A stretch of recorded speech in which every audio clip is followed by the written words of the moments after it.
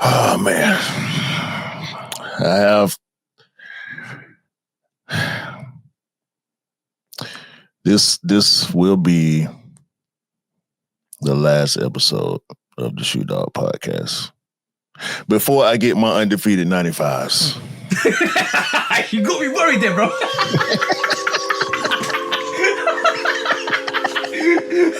Yachty.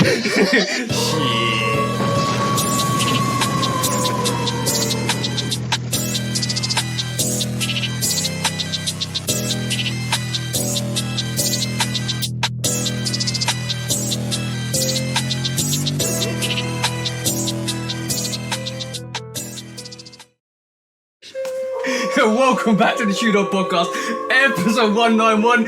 I thought it was the last one, but it's not the last one because we come back next week.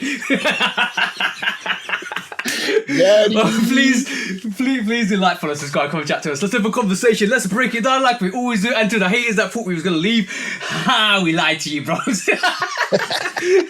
Please do check out the social platforms. Please do check out all the YouTube, Instagram, TikToks. What's the Discord, bro, again? Discord is the Shoe Dog podcast on Discord. And what is the Patreon, bro? Patreon is Shoe Dog Pod. You can search podcast, just search it. We there. Exactly. Go and check that out, guys, because we're on there. And, bro, what we're here to do this week. Same thing we do every week, TJ. Try to take over the world. Hey, that's just like Steph Curry. Oh, yeah. We'll get to that. We'll get to that in a bit because, bro, it's magical what he's doing, but we'll get that to in a bit. But how's your week been, bro? That's the main important thing. Are the bells jingling? No. Are the lights tingling? No. Have you seen the fat man sled yet? Boy, I wish I might. You might get stuck up. It's a stick up time, bro. Santa Claus gonna get stuck up this year. Yeah. I really need my shades this week, bro. I am so tired. And you apparently are the opposite. Like you just bouncing off the walls right now. Yeah, I'm bounced off the wall because I have been on leave since last Wednesday. Wednesday, you know what? Last Wednesday was my last day, but my missus was annoyed at me because I logged on Thursday for an hour and I had a meeting on Friday for an hour, and she was like, "Let these work people leave you alone." I said, "Well, I'm too important to let go." And unfortunately, there's a lot going on. And she's like, anyhow, you get on that PC next this week, she's going to snap it in two. And I was like, I agree with you. She's like, she sound like me and my wife because we do that to each other. Like she be in there working on the weekend. I be answering the phone when I'm off. It's like, come on, man, can we get a break? But when you in position, no breaks to get, man. When you're in position, you got to play your position. Unfortunately, that's always going to be the case with us because we're such dedicated and focused people. When it comes down to something, we want to execute it and make sure it's perfect or as perfect as can be. So basically, people can function. You don't want, like, the worst thing I want to do is come back to a workplace where it's absolute chaos and now I've got to deal through that chaos to find the solution. I'd rather make sure the solution is there and when I come back, it's all sorted. I want to be in that situation. So I'm maneuvering and it's carefully integrating every situation to make sure it's perfect. That's what I'm doing, bro. That's what I'm doing. So I know the missus is arguing with me at the moment. Not arguing, but like not happy with me. But she'll realise in the new year I'll be less busier than I was if I hadn't. So it'd be good. So that's how I explained it to her, to be honest. Yeah, it's tough sometimes, man. But that's what the weekend is for. Mm-hmm. That's what we put. Did you have the cover on your mic again? No, I just put the mic down. I was a bit high. I'll put the mic down. I was finna say, you sound a little different now. You was, okay, good. It was good, but I thought you might have had the cover on there again. You must have got a new mic. No, it's the same mic. It's the same mic. Okay. Okay. I just want to make sure. But yeah. But let me first of all start off on a good note. Look, you know what? This week's podcast is a good note thing. There's only one thing bad about this week, or let me just look at the thing. What? Two things. The two things. Maybe two things are bad this week. Yeah, two things. But everything else is good. I got some more. Start. I got some more bad stuff in the discounts.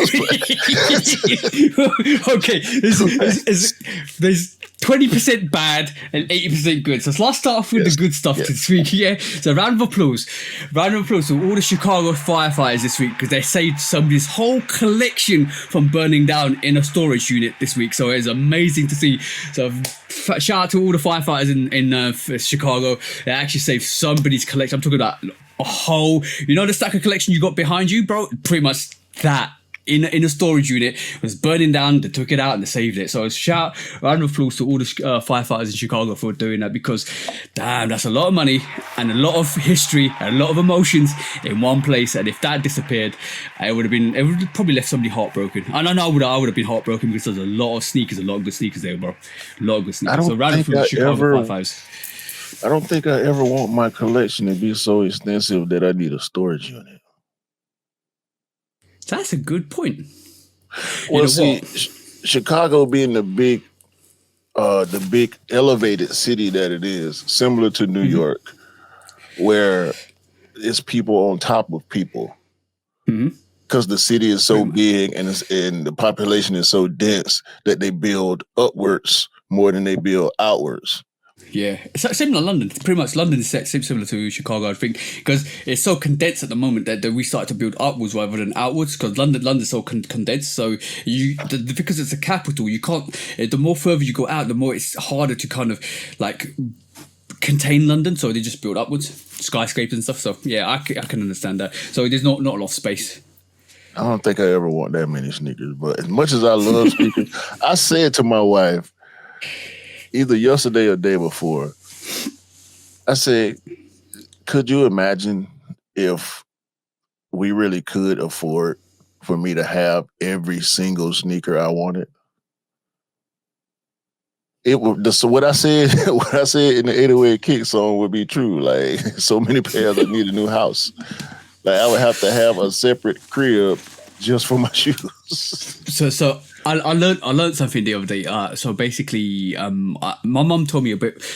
My focus has changed slightly, or not focus. My determination has changed way massively because I learned something about my family history that I didn't know about my dad's side, and it kind of changed my perspective because back when we used to live, when my dad used to live in East Africa, they used to have a unit, and when my mum told me this, I was like, oh, that's kind of interesting. They had a land where they had several houses on them, right? Because in Africa it's such a vast place. You can build like houses, like family houses. You got 3 or 4 family houses all together, right? And then back onto that you could have a factory. So they had a massive big working factory. So they had a big business.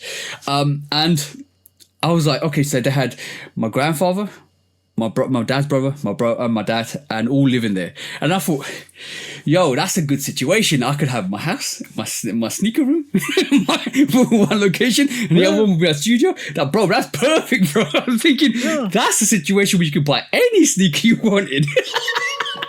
But yeah, I just don't trust storage units, bro. Nah. Shout out to ATL Hookah Queen on IG, independent artist. I can't remember her rap name exactly. I gotta find it. But her storage was unrightfully sold, and she had her whole life in there. You know what I'm saying? She got a son. She, like I said, she's an independent artist. She makes really dope music, and dope. The videos are probably doper than the music themselves. But just go follow ATL Hookah Queen. And y'all can see the full story. They auctioned her storage unit, and she had everything in there. And she didn't find out till days later. The storage was cleared out. She was current on her payments. Some kind of clerical mix-up happened, and they ended up selling her unit instead of the unit that was supposed to be sold. So has she getting compensated? I hadn't kept up with it. I do follow her, but I hadn't seen her pop up because she did a couple of videos right when it happened where she was crying and she was pretty much hysterical.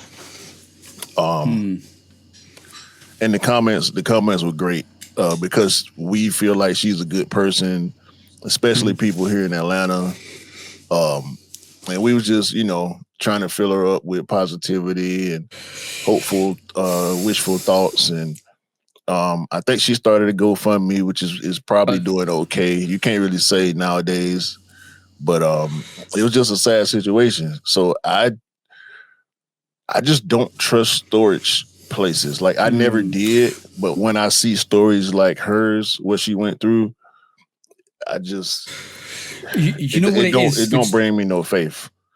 You know what it is with storage units is the fact that it's not in plain sight, and if it's not in plain sight, you don't know what's happening, and anybody can come in and out. You haven't got security unless they're going to give you the security to see, or the camera security to see your unit to see if anybody's kind of tracking in and out. That's probably the best way to track it. But I would never want to put my sneakers in a security unit, bro, because it's like I want to know. I want to be able to access my sneakers anytime I want within seconds. See what I'm saying? It's Quisha. Her rap name is Quisha. Quisha. Her IG that's is ATL Hookah Queen. She's from Duval, Florida, raised in Atlanta. Quisha, Quee. Like you may have heard or seen her on IG. Like I said, she made dope music, dope videos. It's all independent, locally driven, community driven artists. She speaks positivity in her music. So she just wanted the good guys. And for her to have to go through what she went through. That's terrible. Yeah, I think, let me see. The news of my son, studio crap man, beats he made. And her son makes beats for her. And his computer was one of the things in the storage unit. So he lost a lot of music as well. Yeah, that's bad. That's bad. So go follow ATL Hookah Queen. Yeah, go follow ATL Hookah Queen, and then go and show support. If you can contribute to the GoFundMe, go contribute. I think she needs to put a lawsuit against that storage unit. Yeah, shout out to Queen. Yeah, shout out. That's terrible. That's some bad news that we didn't want to be this week, to be honest. If you seriously think about where you're going to store your sneakers, and I'm advise people as well, think about the conditions you're storing your sneakers in, because if you're storing it in a storage unit as well, if it's damp, if it's moldy, it's going to affect your sneakers. Make sure it's or if it's too dry. It's too dry as well. Exactly. You need to make sure it's. I'm at my room this room here. I'm at where I'm actually recording in. Where I do all my work in and my work and my YouTube work and stuff like that. This room here is like an outhouse. It's not part of the house, but it's part of the house. So it's been built separately to as a conjunction to the house. So the ventilation is quite bad. So it gets really moisturized in here. So the moisture in here can get up to 80% easily. So what I do is put a dehumidifier in here, so it takes away the moisture.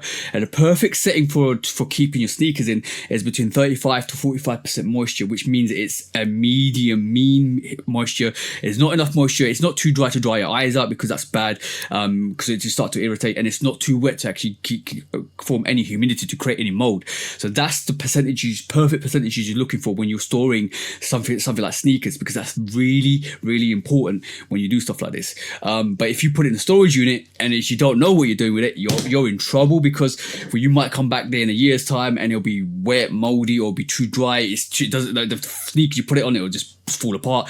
It's very important the conditions you leave your sneakers in, and that in effect will prolong the life of your sneakers. So sneaker care is very important. Foot care, sneaker care, looking after your sneakers. It's all about cost effectiveness and how much you spend on your sneakers, and how cost effectively you can make sure you can use your sneakers before they fall apart. That's one of the main reasons why you store them in certain conditions. That's what I'm saying. And you should also protect your mental health and do things to try to improve your mental health, so we won't have situations like we saw with the Black Metallic 5's reimagined release. And also some of what we saw this past weekend, well, yesterday as of their recording, for the Gamma 11 release. Mm-hmm. Nasty, nasty stuff going on out there behind the Gammas, man. Hold on. Nobody saw this coming. Right, okay. No. Nobody saw this coming. And you know what? We should have seen this coming. Triple black. See what I'm saying? Triple black is the thing with the new generation. Triple black, black cats, triple black, everything, bro. Gamma's bang. Yeah. Exactly. Black Cat's gone. Black Cat's from years gone. Black Cat's from Gamma's this year's gone. So, you know, if you think the Space Jam 11 is going to be easy next year, think again. Think again. Yo, you know everybody's asking for that feeling? Well, this podcast, we're about to talk about the feeling. We told y'all.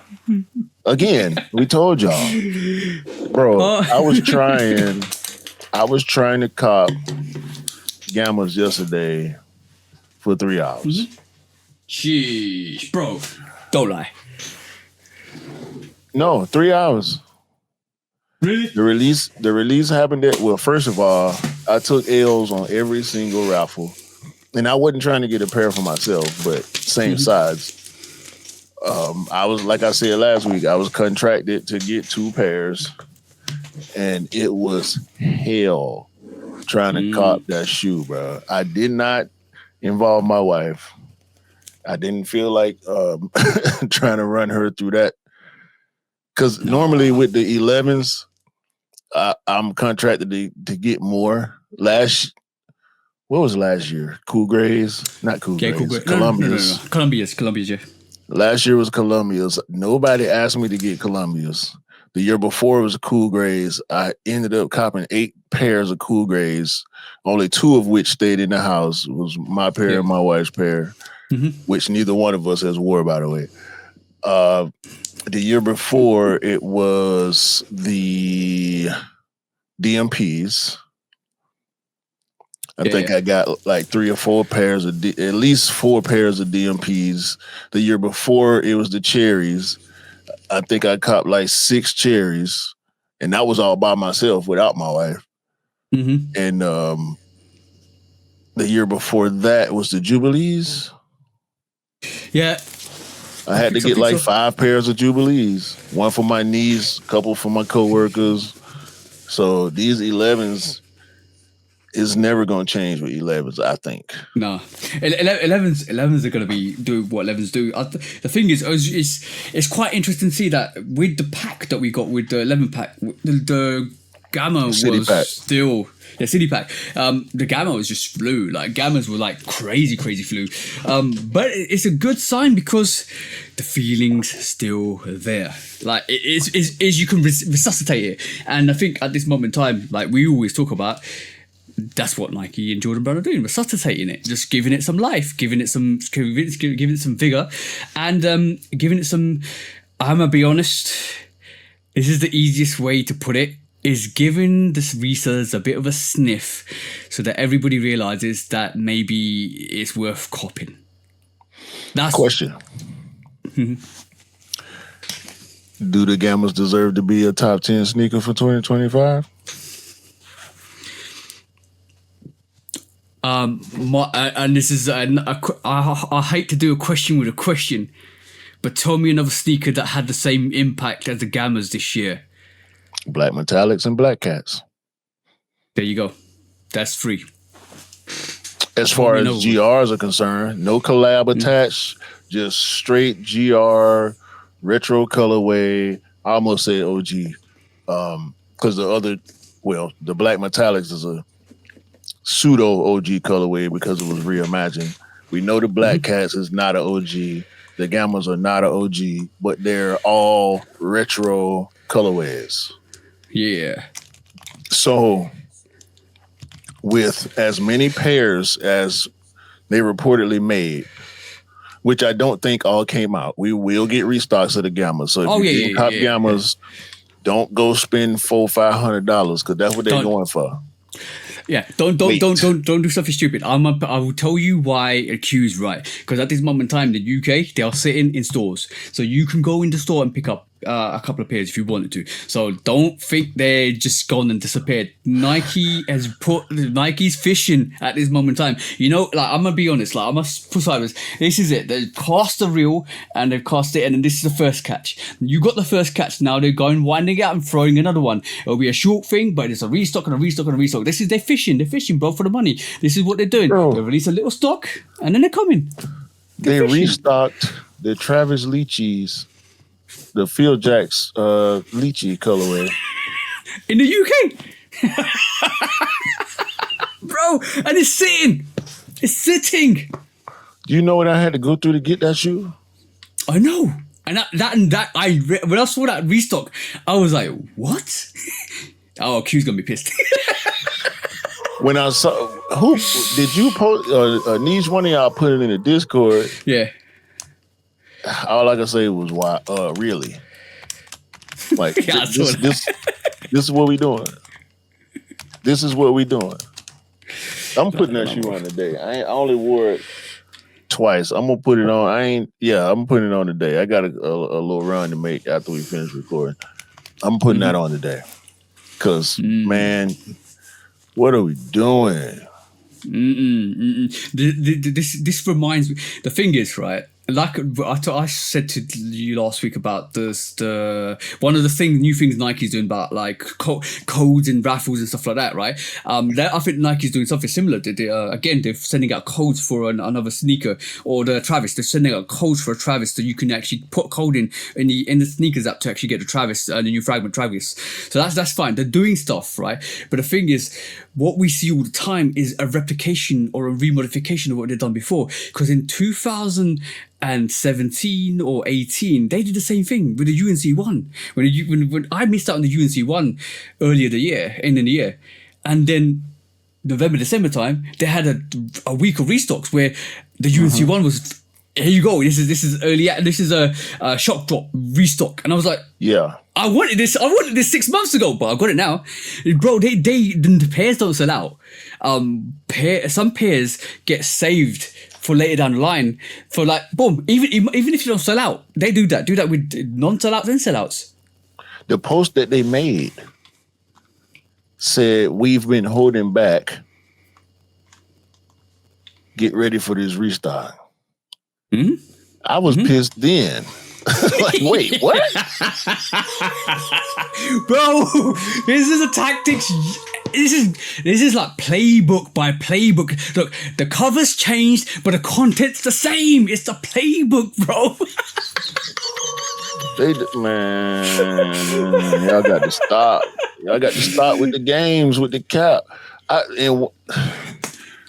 In one way, I get it, because when there's hype, we know there will be resellers. Mm-hmm.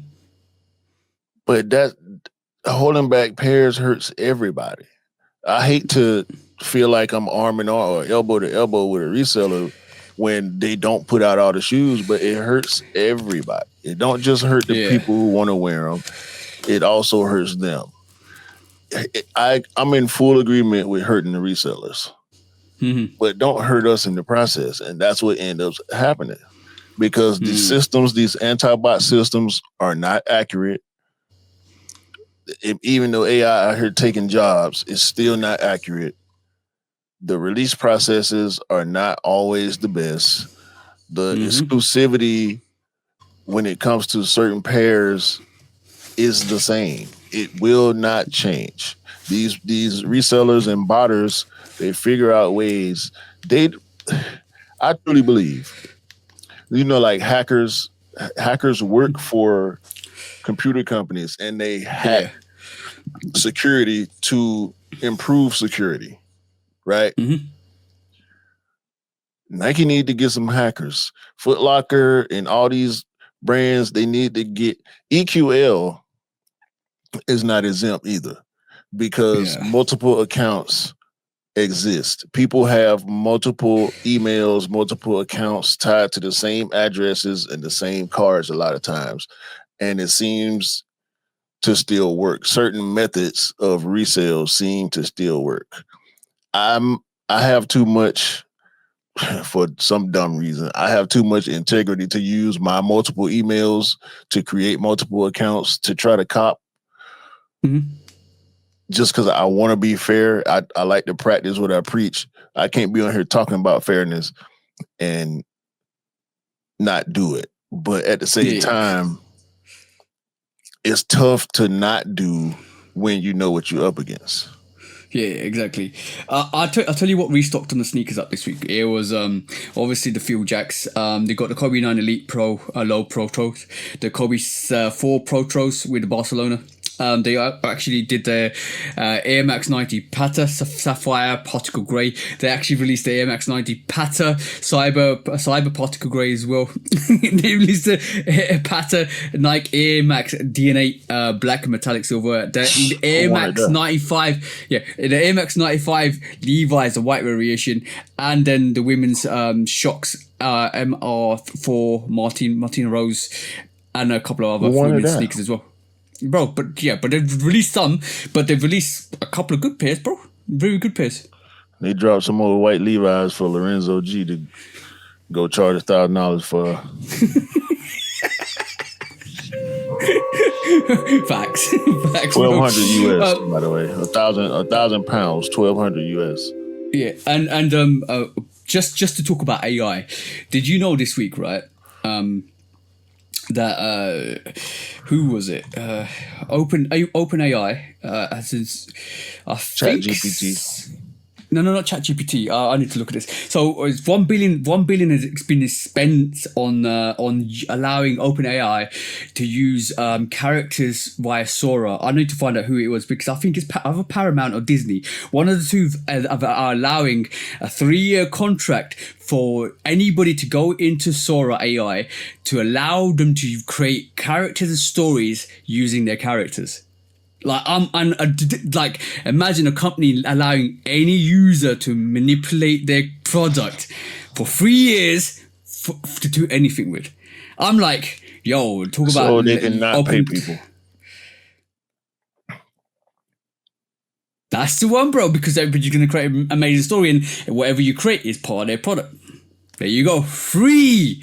Talk about taking the liberty, bro. That's free content. Clever. That's like Nintendo making Mario moddable just so they can turn around and take the credit for it. Yeah, pretty much. That's our character. That was our intellectual property. That's crazy. You don't own nothing. You don't own nothing but your ideas. And once you give it to that platform, it's over. Done. Because the IP is owned by Disney. Yeah. 100%. 100%, bro. I will not participate. As many ideas I have, I will not participate. I'm really hating AI. And a lot of y'all signed up. I see y'all. You know, Instagram tells you, hey, these people are signed up for open AI. Maybe you should too. No. I'm good. I'm good. I had Chat GPT. It's over. It's over for them. It's over for all this AI stuff with me, bro. I'm anti-AI at this point. People losing too many jobs, bro. And the Orange Feminine product done cut off access to unemployment numbers. Yeah. Bro, it's not nice. AI is not nice to people. Mm-hmm. Yeah, I 100% agree with that. I'm good. No. I in the meantime, I'll try to find out what company it was because I put it down. I didn't take a note, but yeah, AI is show, bro. AI is crazy at this moment in time. It's becoming a big problem.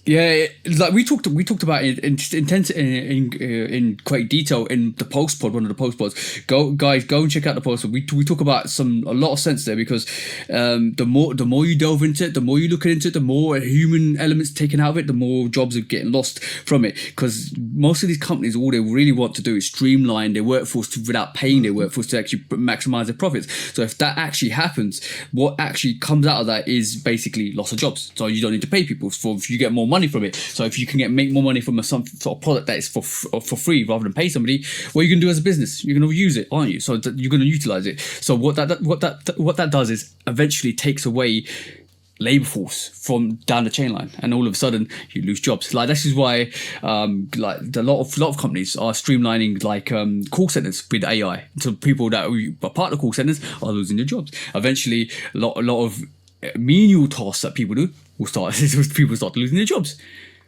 Bro, I was walking past Tesla in the shopping market the other day. They had the Tesla robot out there, and everybody was taking photos and stuff. And me and Mrs. walked past it like, oh, F that, not interesting.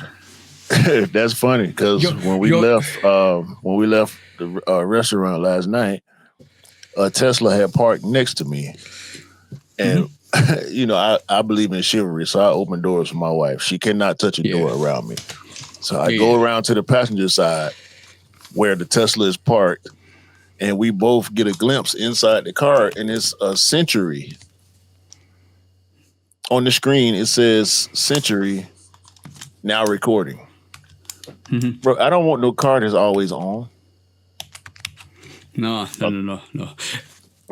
I get it for security purposes, but at the same time, I don't want no robot car, bro. I'm sorry. Nah.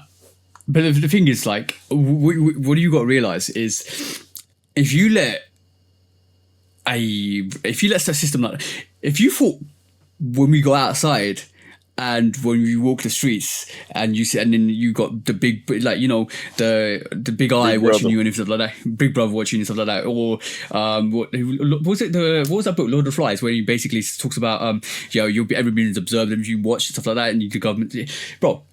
If you're letting that into your home, like you think that you were being observed in the street, you're being observed at home. So like, why would you let that in?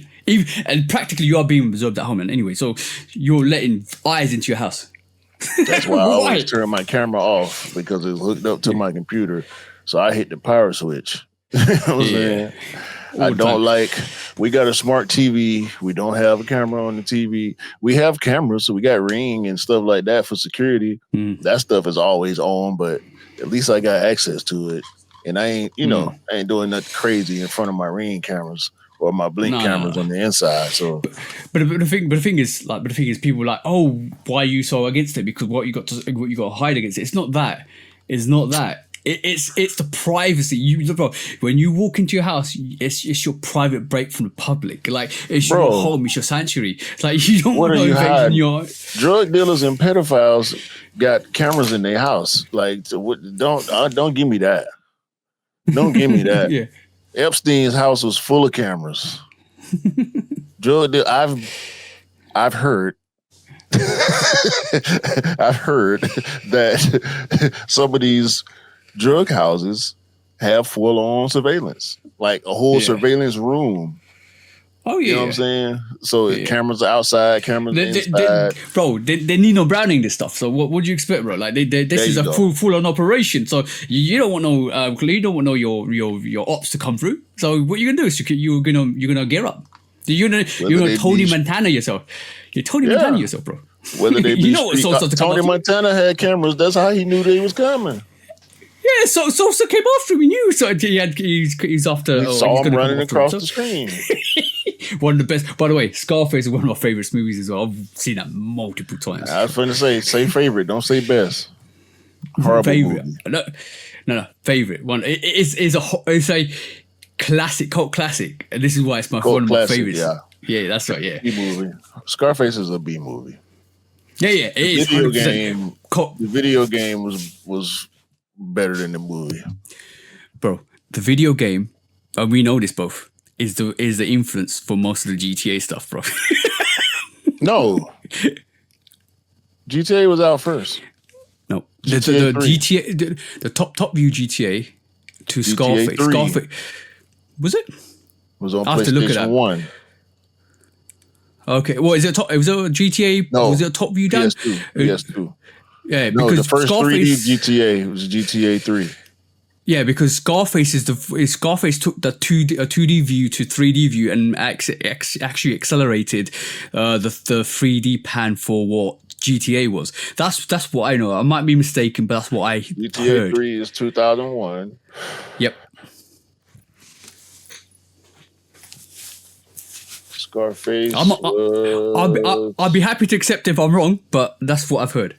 No, Scarface was 2006. Okay, yeah. GTA 4 was probably out by then. GTA 4 was 2008, so yeah. But GTA 3 was the first 3D Grand Theft Auto game. Oh, okay.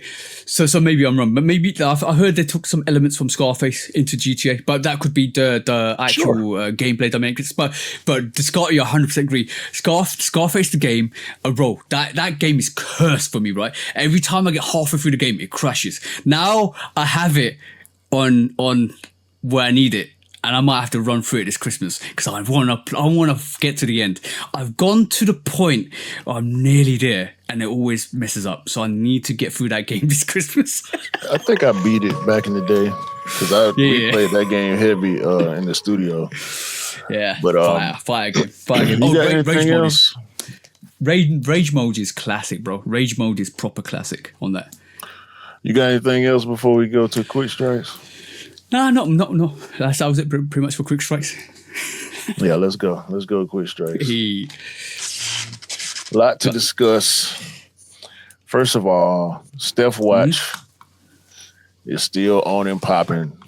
Earlier in the week, we got reports that Steph is in talks with Nike for a $200+ million deal. And so I think the number was around 280 or 270, something like that. Which is a rumor, speculation, whatever you want to call it. Give him all that. I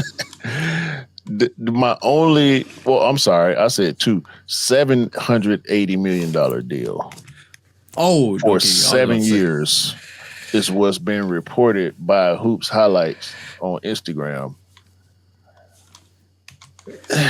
Does Steph, at the age of 37, 38, deserve $780 million for a 7-year deal? Yeah, it's $100+ million a year.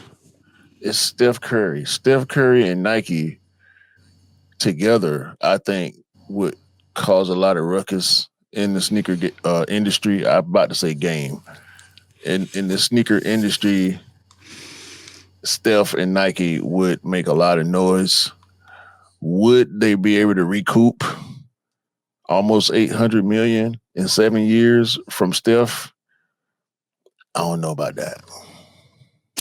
I'm gonna say no. I don't think it's not a matter of recouping. You know what it's a matter of?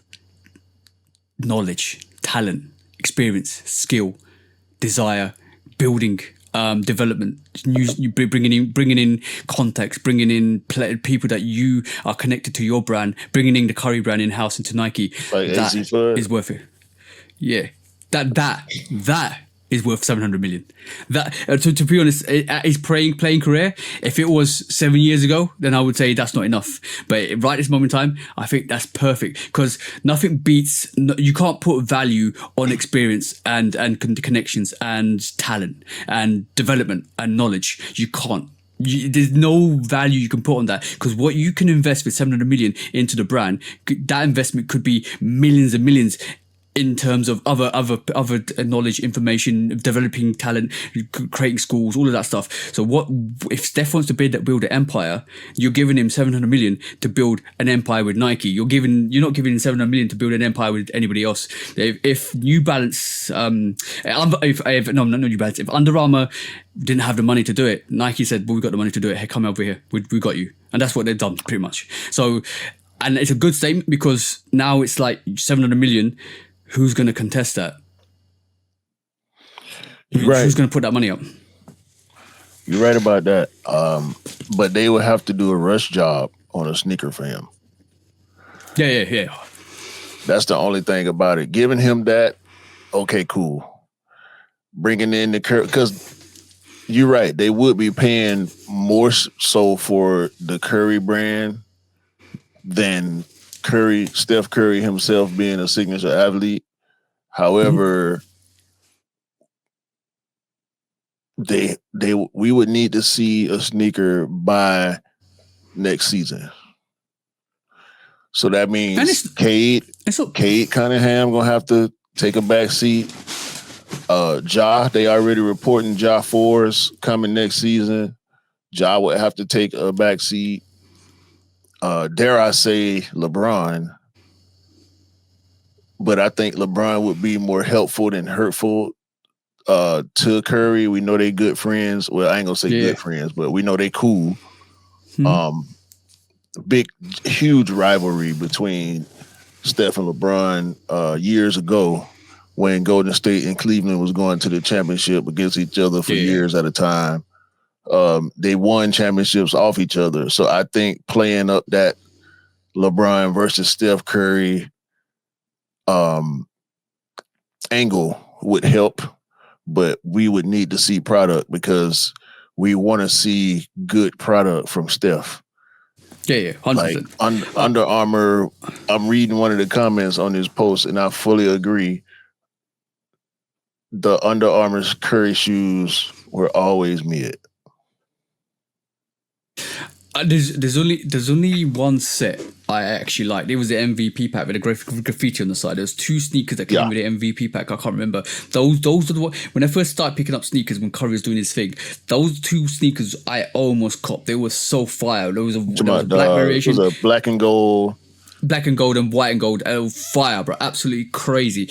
Those are the 2, and there was a Golden State Curry as well, which was quite dope as well, with white, blue, and yellow on it as well. I predominantly white. I can't remember what the silhouette number is, but bro, those 3 I thought were fire. Other than that, I don't think anything escalated past that to kind of grab my attention.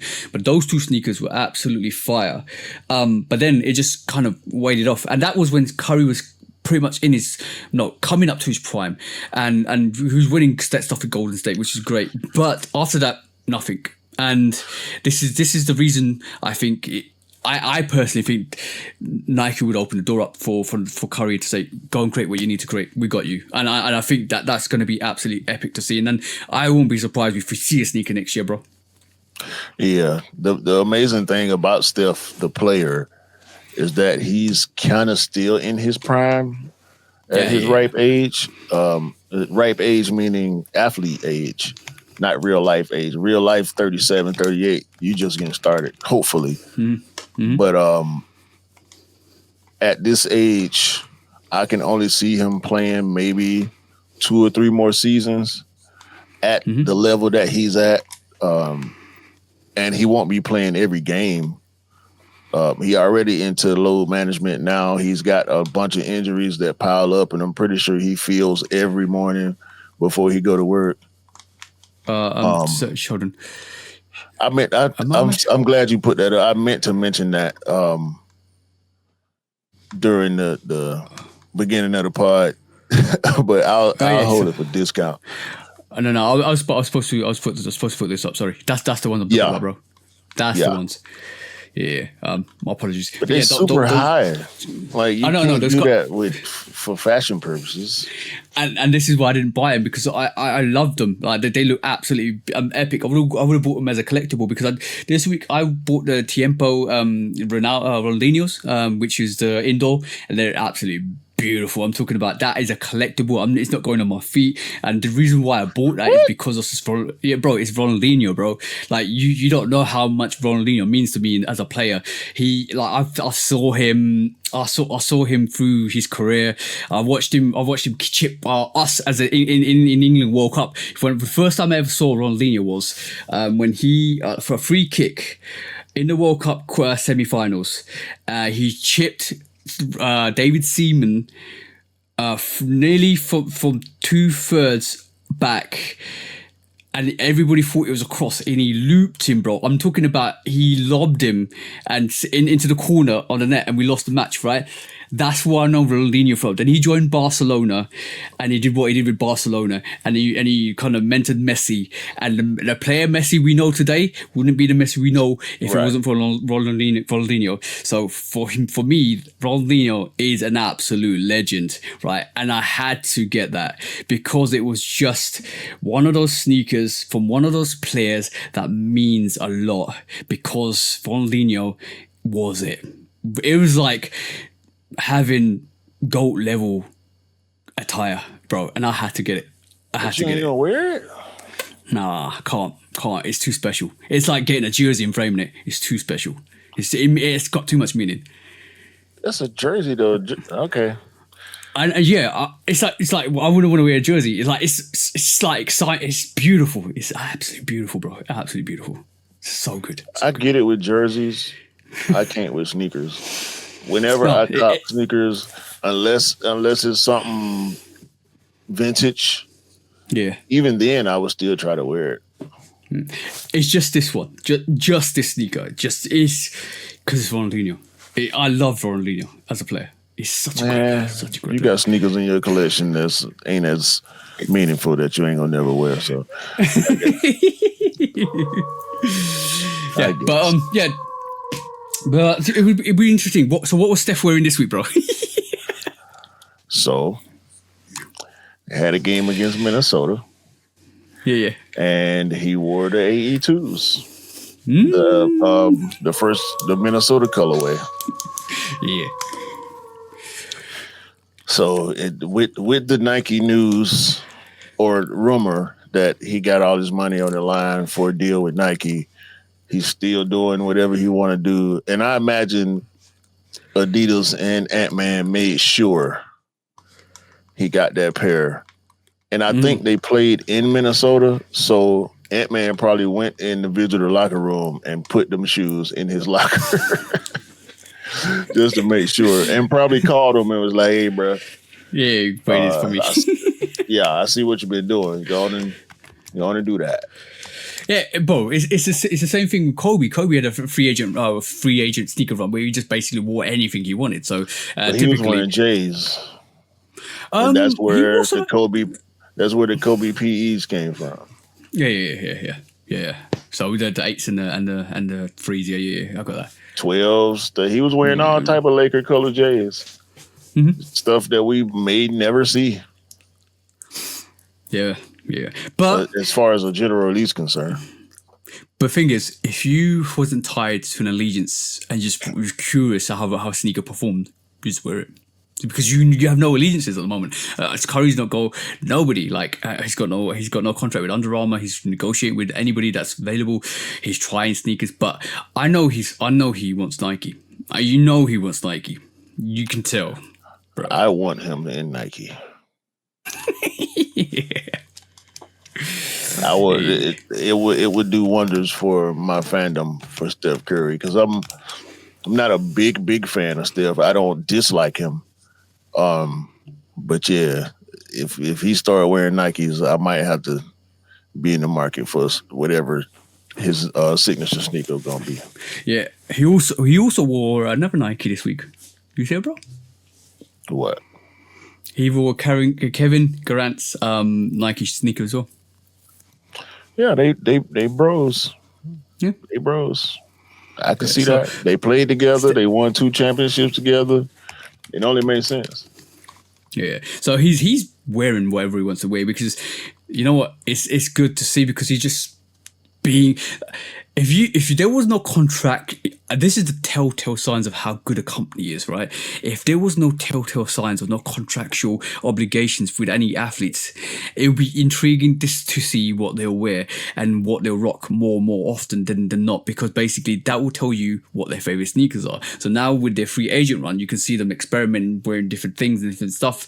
Where they're signed is probably where they want to be. So this is good. Let's just see what happens. Let's just see how it kind of matures and settles. It'll be interesting to see where Curry ends up, to be honest. Yeah.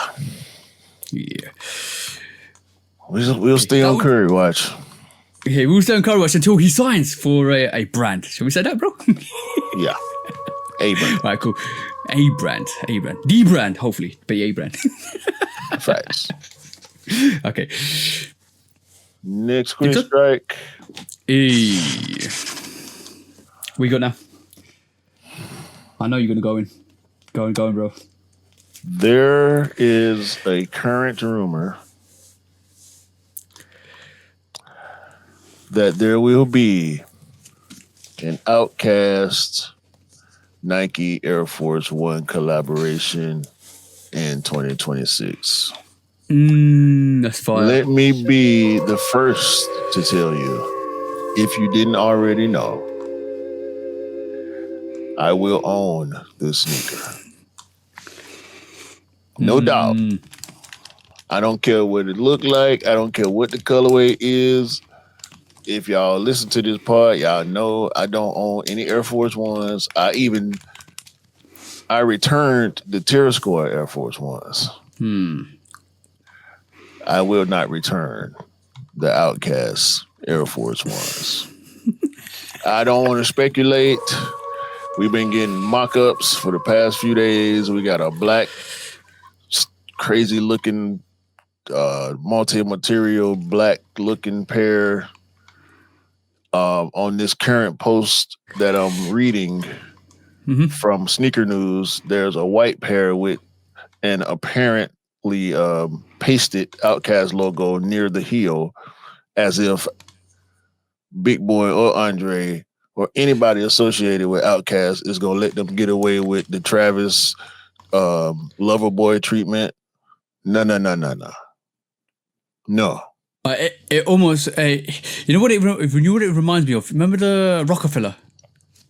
It could be possibly like a Rockefeller treatment. Well, the Rockefeller and Terror Squad Air Force Ones are pretty much the blueprint for collab Air Force Ones. If you want to put a logo on it, it goes near the heel on the lateral side, preferably stitched in. If you look at what Yachty's doing with Air Force Ones, it's the same thing that Terror Squad and Rockefeller,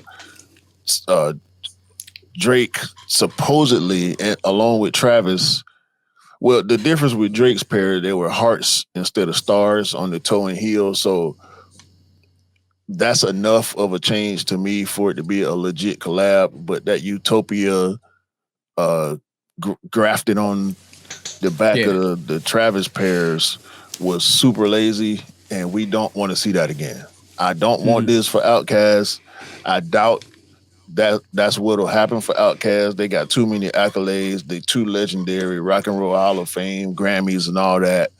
Been in the game for 30 plus years. You cannot do that with an Outkast collaboration. Atlanta will revolt. I'm trying to tell you that we will be burning Air Force Ones in the street. You hear me?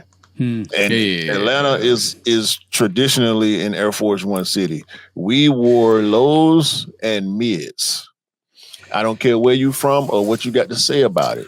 In Atlanta, we have done Air Force One mids with the strap hanging loose since the 90s. I know up north, they swear by lows and highs. They don't do mids at all. You consider it some type of word if you wear mids in certain places, certain regions. That's a Southern Atlanta, Georgia thing. We've done it. We still do it. It ain't nothing to see somebody wearing a crispy pair of mids right now. You don't see it as much because of the internet and people letting the internet dictate their line of thought versus your cultural lineage, which is weird to me. But y'all know me. I'm all Atlanta, so I'm all the way in for these Outcast ATLien anniversary Air Force One lows. Yeah, that's gonna be fire. I really do hope that I'm gonna be honest, right? I'm gonna be really, really honest and really, really deliberate with this. That needs to come out in Atlanta first and foremost. All the peers need to go out there first and foremost to all the people we got Dion's first. Yeah, that love and respect and Outcast. I'm talking about that. I'm talking about they need to bring Outcasts out and get them to the promos, get them involved, get all the signatures, get the community involved, get the city involved. That's how you do it. I don't care if it drops anywhere else. I don't care. Just even if it's just a regional exclusive to Atlanta for the region, for the community out there, leave it there.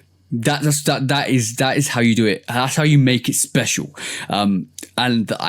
For all the Outcast fans out in the out globally, if you probably hate me for saying that, but leave it where it needs to be and leave it with the people in Atlanta be first and foremost, and then think about everybody else. Because if you really truly value community, and if you truly value regions, and if you truly value regional exclusives, like we're going to talk about going forward, like in terms of this podcast today, you need to do that with that sneaker, because that's where it belongs at this moment in time.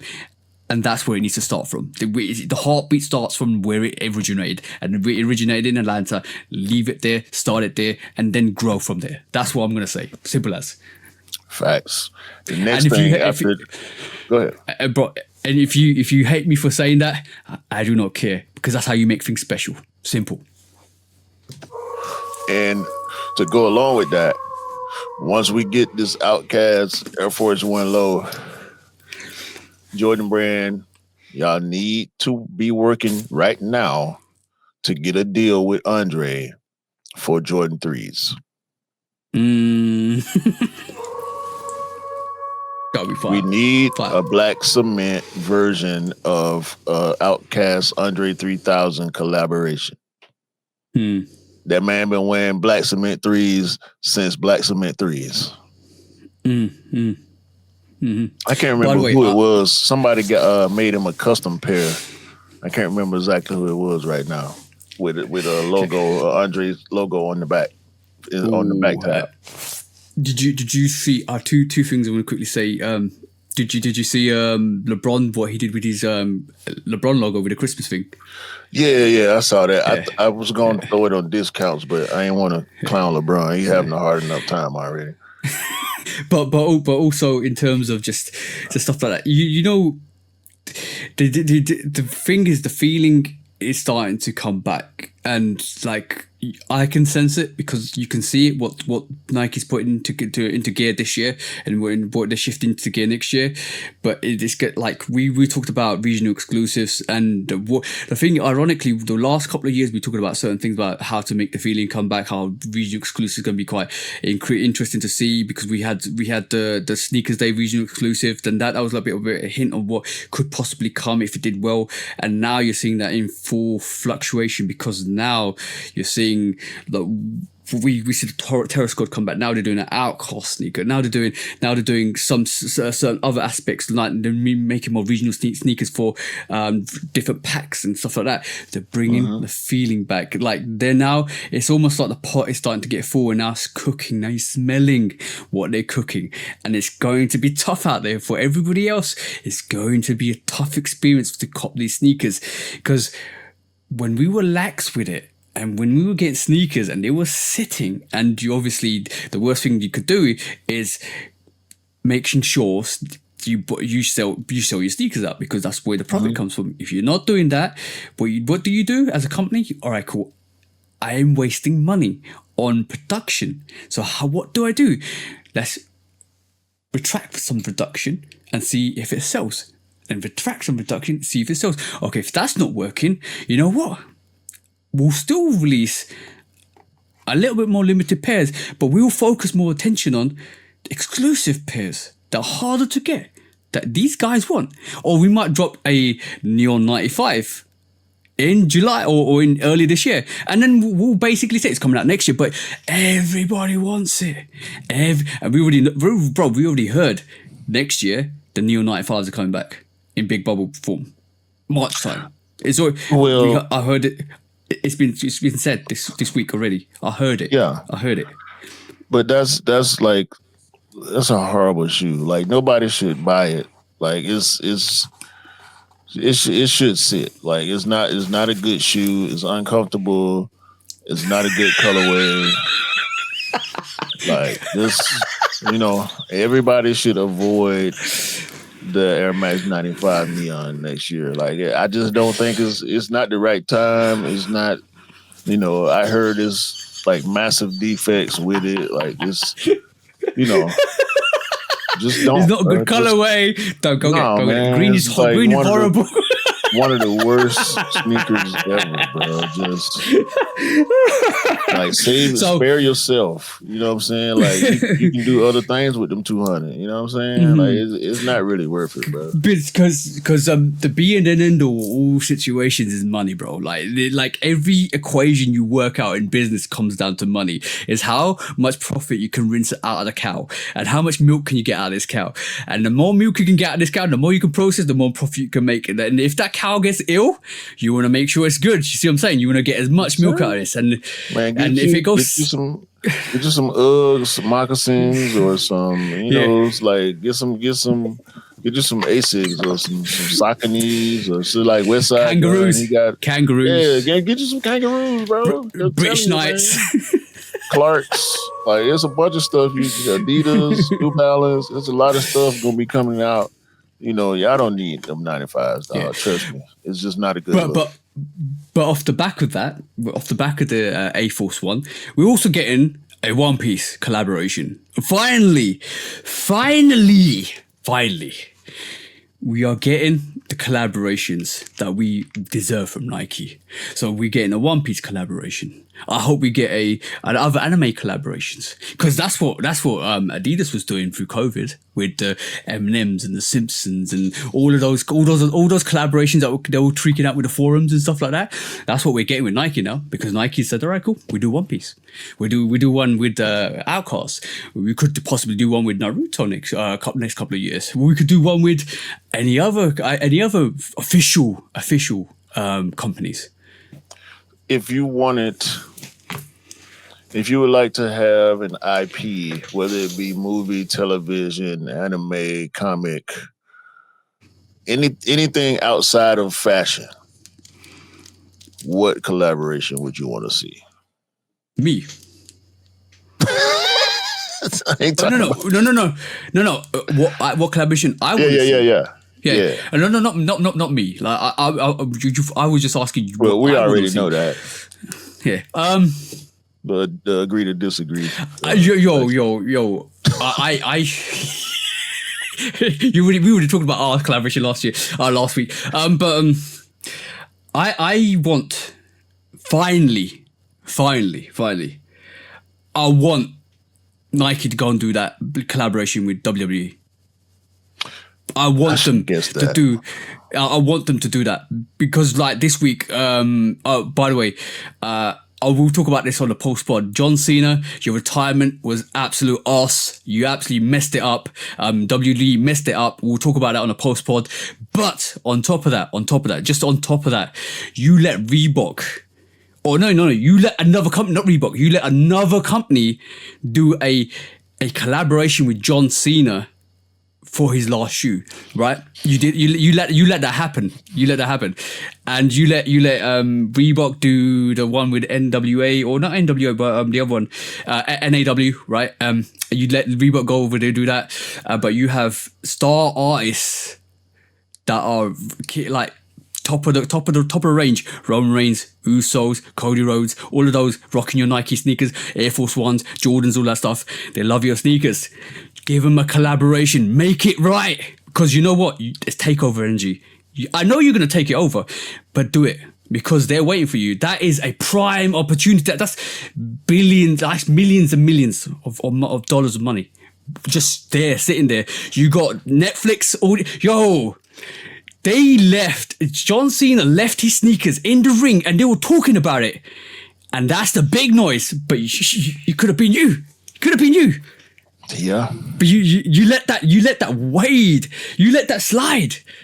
But Roman Reigns is rocking your Jordans. Usos are rocking your Air Force Ones.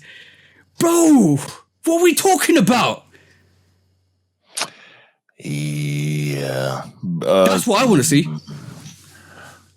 I don't want to get into the possible logistics. That would be really big, though. We've been talking about that for a while, though. A couple of years at least. That would be huge for the brand or the brands. Bro, Cody Rhodes, Roman Reigns versus Brock Lesnar. WrestleMania 38 or 30, either 30, but one of two, maybe three years ago. Bro, he came out and they basically did a whole promo of him sitting down with Jordan sneakers, zooming, panning in from his shoes into the hair, him sitting down, ready for the tribal chief coming back, taking his crowd. Post-pod. We'll leave it there. That's all I'm saying. That's all, bro. Post-pod, TJ. How can you? No. How TJ. can you not see it though? I know. How can you not see it? Okay. Let's move on. I knew. Next question. I got to get you away from WWE as soon as possible. I might stop watching it, bro. After yesterday. Okay, cool. Next up is I know you're gonna be upset with this, right? Because this happened this week, and bro, the community offspring Air Thunder, right? Oh, you mean this? Yeah, the one that came to you, bro. That one. Right. That was gifted to you by one of us over here because we loved you so much that we wanted to make sure you had a pair. Yeah, you had a pair because you had a pair because you wanted a pair because you loved the Air Thunder. It was given to you. So this week we thought this was going to be like a collaboration with Offspring, £60 sneaker. And it was gonna go to everywhere, to the community, for the cheapest sneaker you can ever get, with the numbers inscribed on the tongue, with a year of when it opened and stuff like that, or Offspring open. We actually bought into that. It was like really, really special. We were like, yeah, it's really special and stuff like that. What happened this week, bro? Tell the public what happened this week. On the sneakers restock in the UK, they put this Nike Air Thunder, red Nike Air Thunder, not Offspring times Nike, just Nike Air Thunder. I was gonna pull up the screenshot. I can't remember which one of the bros put it in there, whether it was Daniel or Nish or you or Jamie or Dwayne. Yeah. One of y'all put it in there. And there was no mention of Offspring on the listing. Why is that? Same sneaker, same price. I think the numbers on the sneaker were different. Bro, the thing is, unfortunately, the way the sneaker was sold to the community I've actually highlighted on the screen. Nike Air Thunder Offspring, for the community, is a collaboration built on collective creativity. So basically, what they're saying is that the Offspring got people together, they designed the sneaker, they created a sneaker, and we recognize the role we play within the community and the importance of opportunity, platforming, and elevating voices. We saw a chance for those who love sneakers to leave a mark leave their mark through the process of creation, or to chance to learn, develop, apply skills in real world experiences. So this is what was designed, this Red Thunder from it, right? So we all agree with that, yeah? So why this is Cal. Yeah, shout out to Link. Yeah. So why is this colorway now on the sneakers app? Has got nothing to do with Offspring, unless it's a mistake. No. But why is it on there? It hasn't got the same numbers, but it's got the same aesthetics, design, colorway. It's not 1996 on the tongue? No, it's different. Apparently in the I'm gonna try and pull this up. Apparently on the actual description, it says there's different numbers on it. It's got no numbers on that relate to 19. Was it 1980? 1996. 1996. This was yeah. on this pair, and this is the pair that came with the ring. I have the ring here, also, and from what I've saw in the chat, that pair that's releasing doesn't have the ring either. Look, that's on the sneakers app, And that's the same price, 60 quid, right? As you can see, 59.99. And basically what it does read on this, and it says, I'm gonna read the whole description. Ahead of time in 1999, the Nike Air Thunder is back, and we're scorching colorways, making sure we don't missing its return. It's got basically the zipper. Legendary sneaker continues to break the mold. Comes with a unique Air Max Air cushioning, heel, front, blah blah blah blah. There's unzip the shroud to reveal 6453, a nod to the last 4 digits of Nike's office numbers. Around the world, which spell Nike on the keyboard. So now, bro, the question is, did Nike steal that design and put their numbers on it? Or was that originally the sneaker that they gave Offspring to put their numbers on it? And was it a whole farce that they got the community to design a sneaker and then just did this sneaker because Nike told them to do this sneaker, but get the community involved? So somebody's done something which is not right. The question is who, where, how, when, and how. Because now, bro, somebody's lying. It's either Nike or Offspring.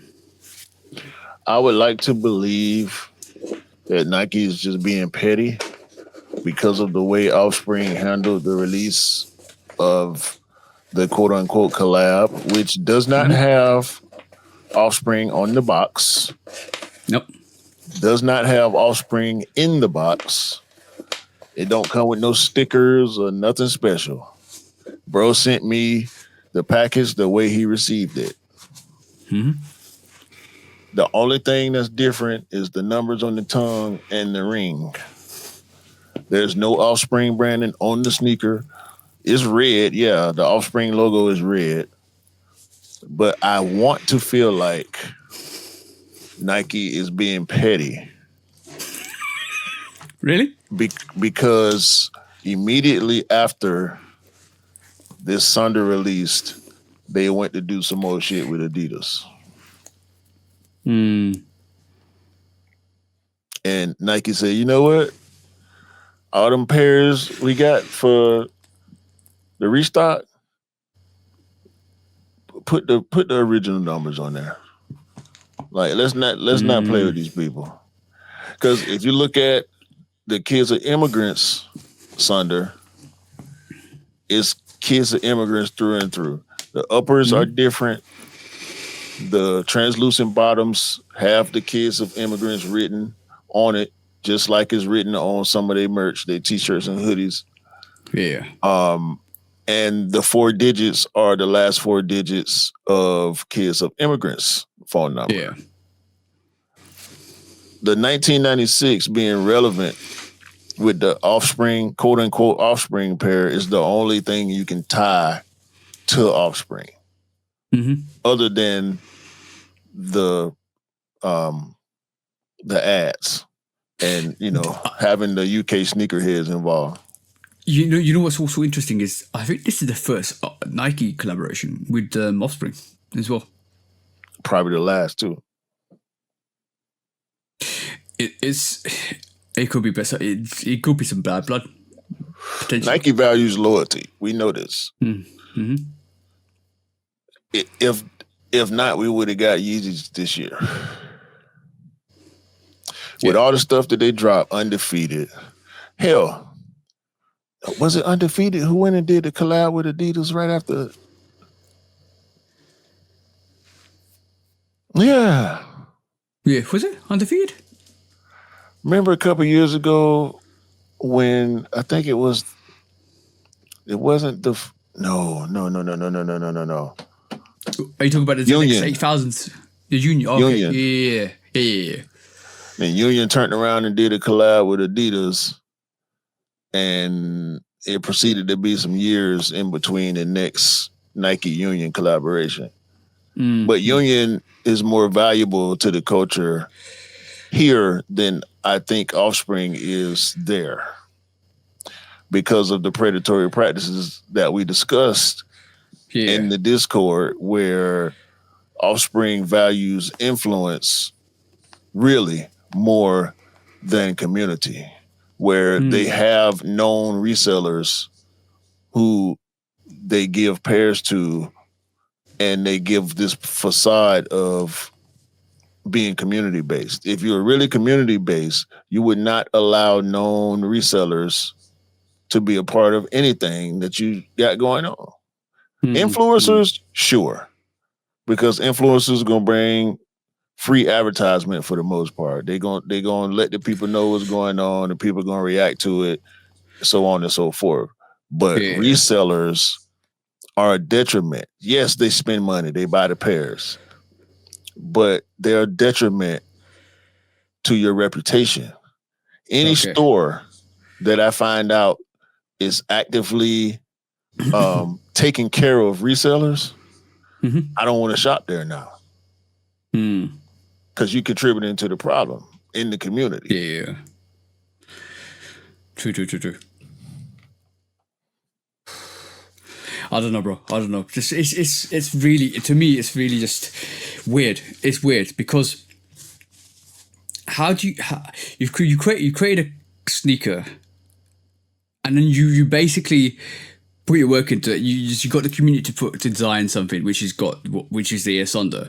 You put your numbers on it. 1995, 1996. Well, it was 1996 years. So you put 1996 on it, and then you make it and you distribute it. You kind of put. I think it's $59.99, whatever it was, or £60. You buy it, and then it was like you got all the members down, design it, pull it all together, and then all of a sudden, like, when did that come out? That came out 2-3 weeks ago, didn't it? No, it was a couple months ago at this point. Because really? I bought the costings. Actually, yeah, I got the costings the day after I got the Sunders, and it took maybe 2 weeks for me to get the Sunders from the bro. Okay. And he bought them maybe a week before he sent them. So it's been at least a month and a half. Okay, so basically, oh, pardon me.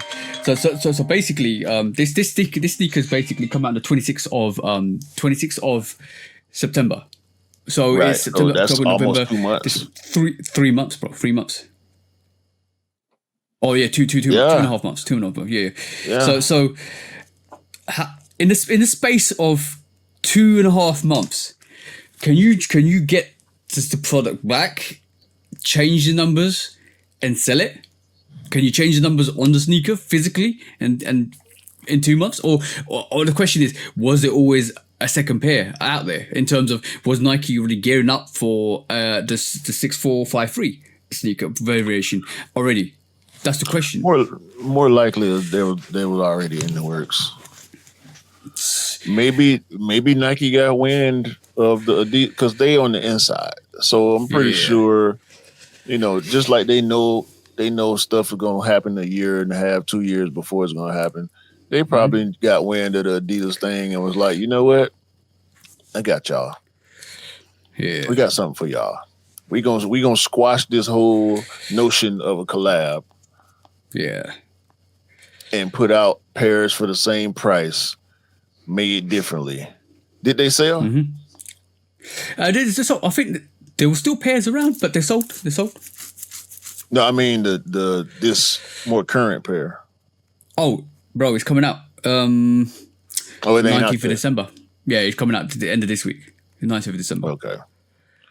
We'll see, man. We'll see. Because this is confusing. For one, it's confusing. 2, I just want Nike to be petty about this. Like, and if y'all didn't hear me say it before, I'll say it again. Fuck Offspring. Bun Offspring. Hey. But it's not a good look.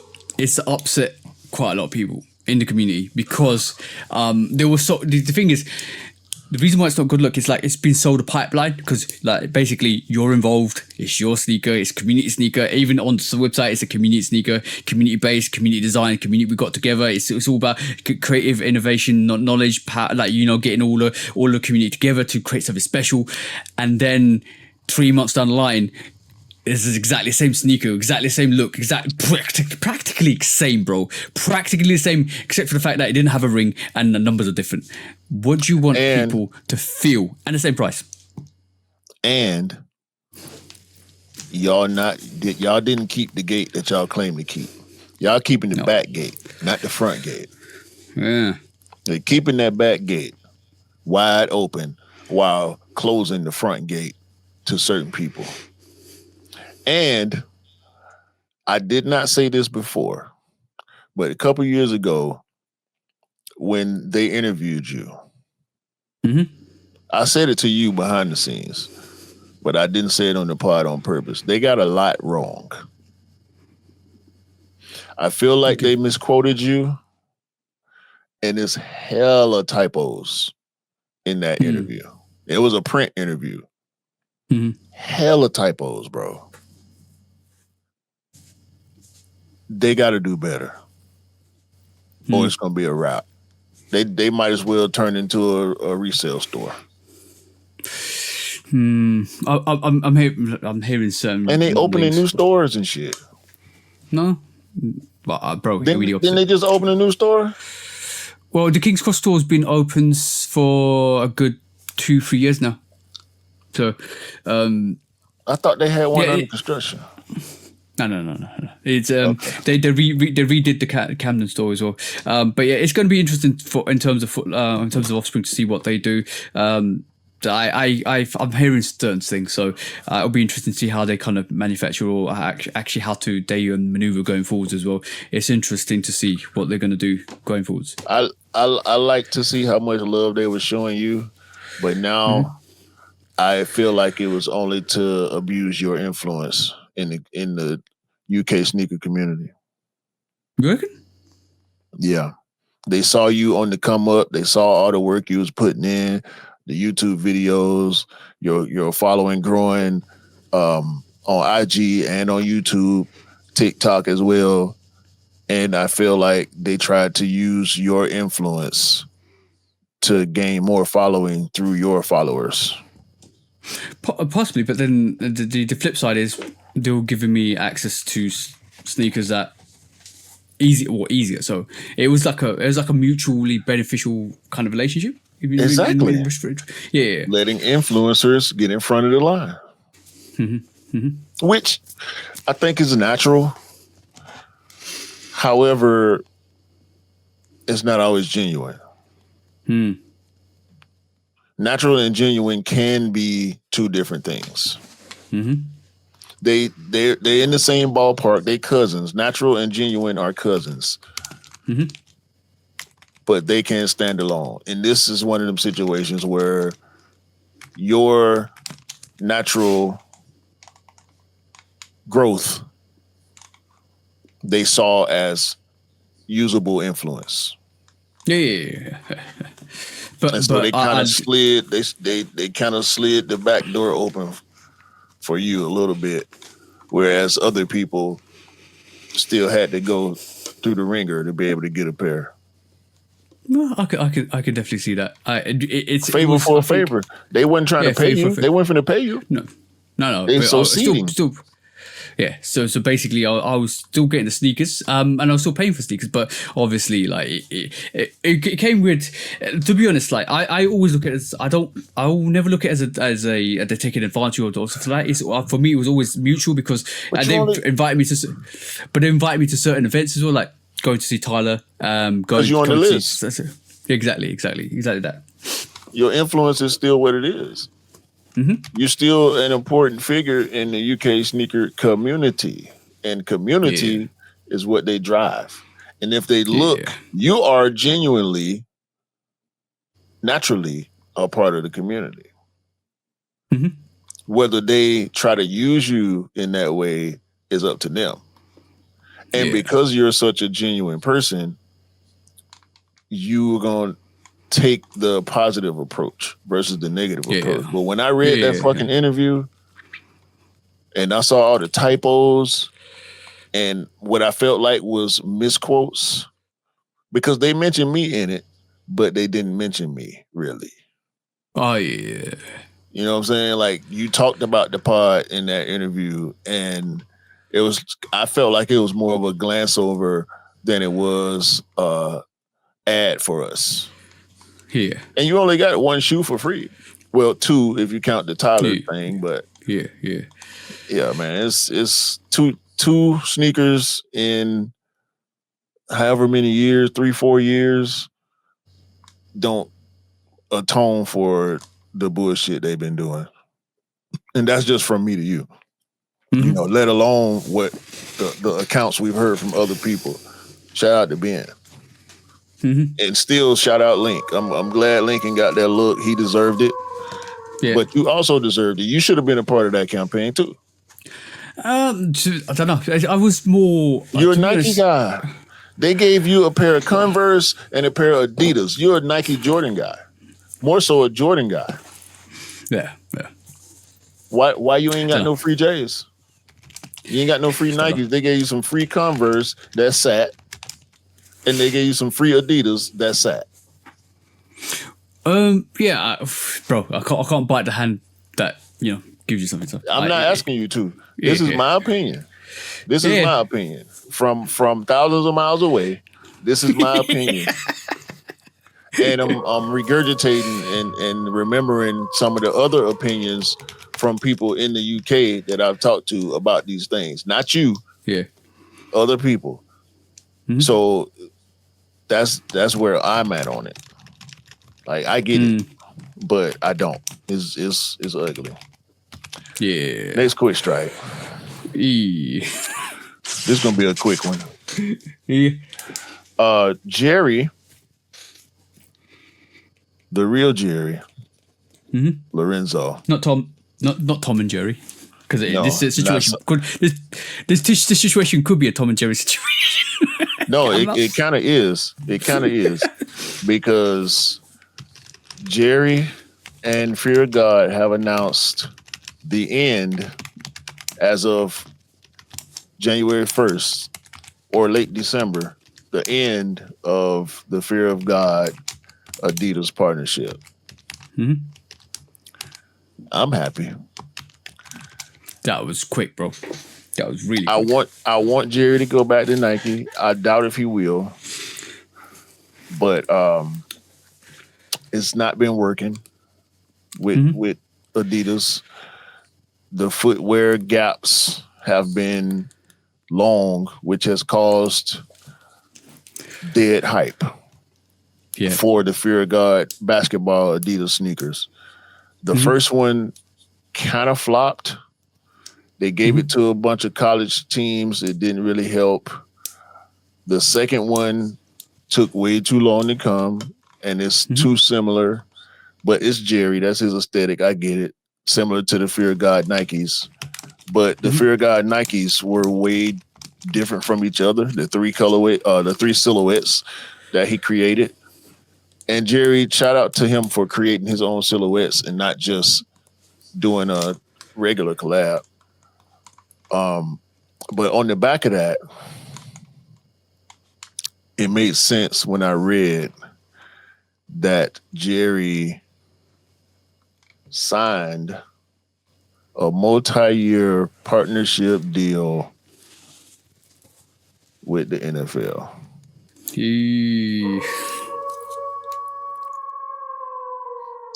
Throw this up on the screen.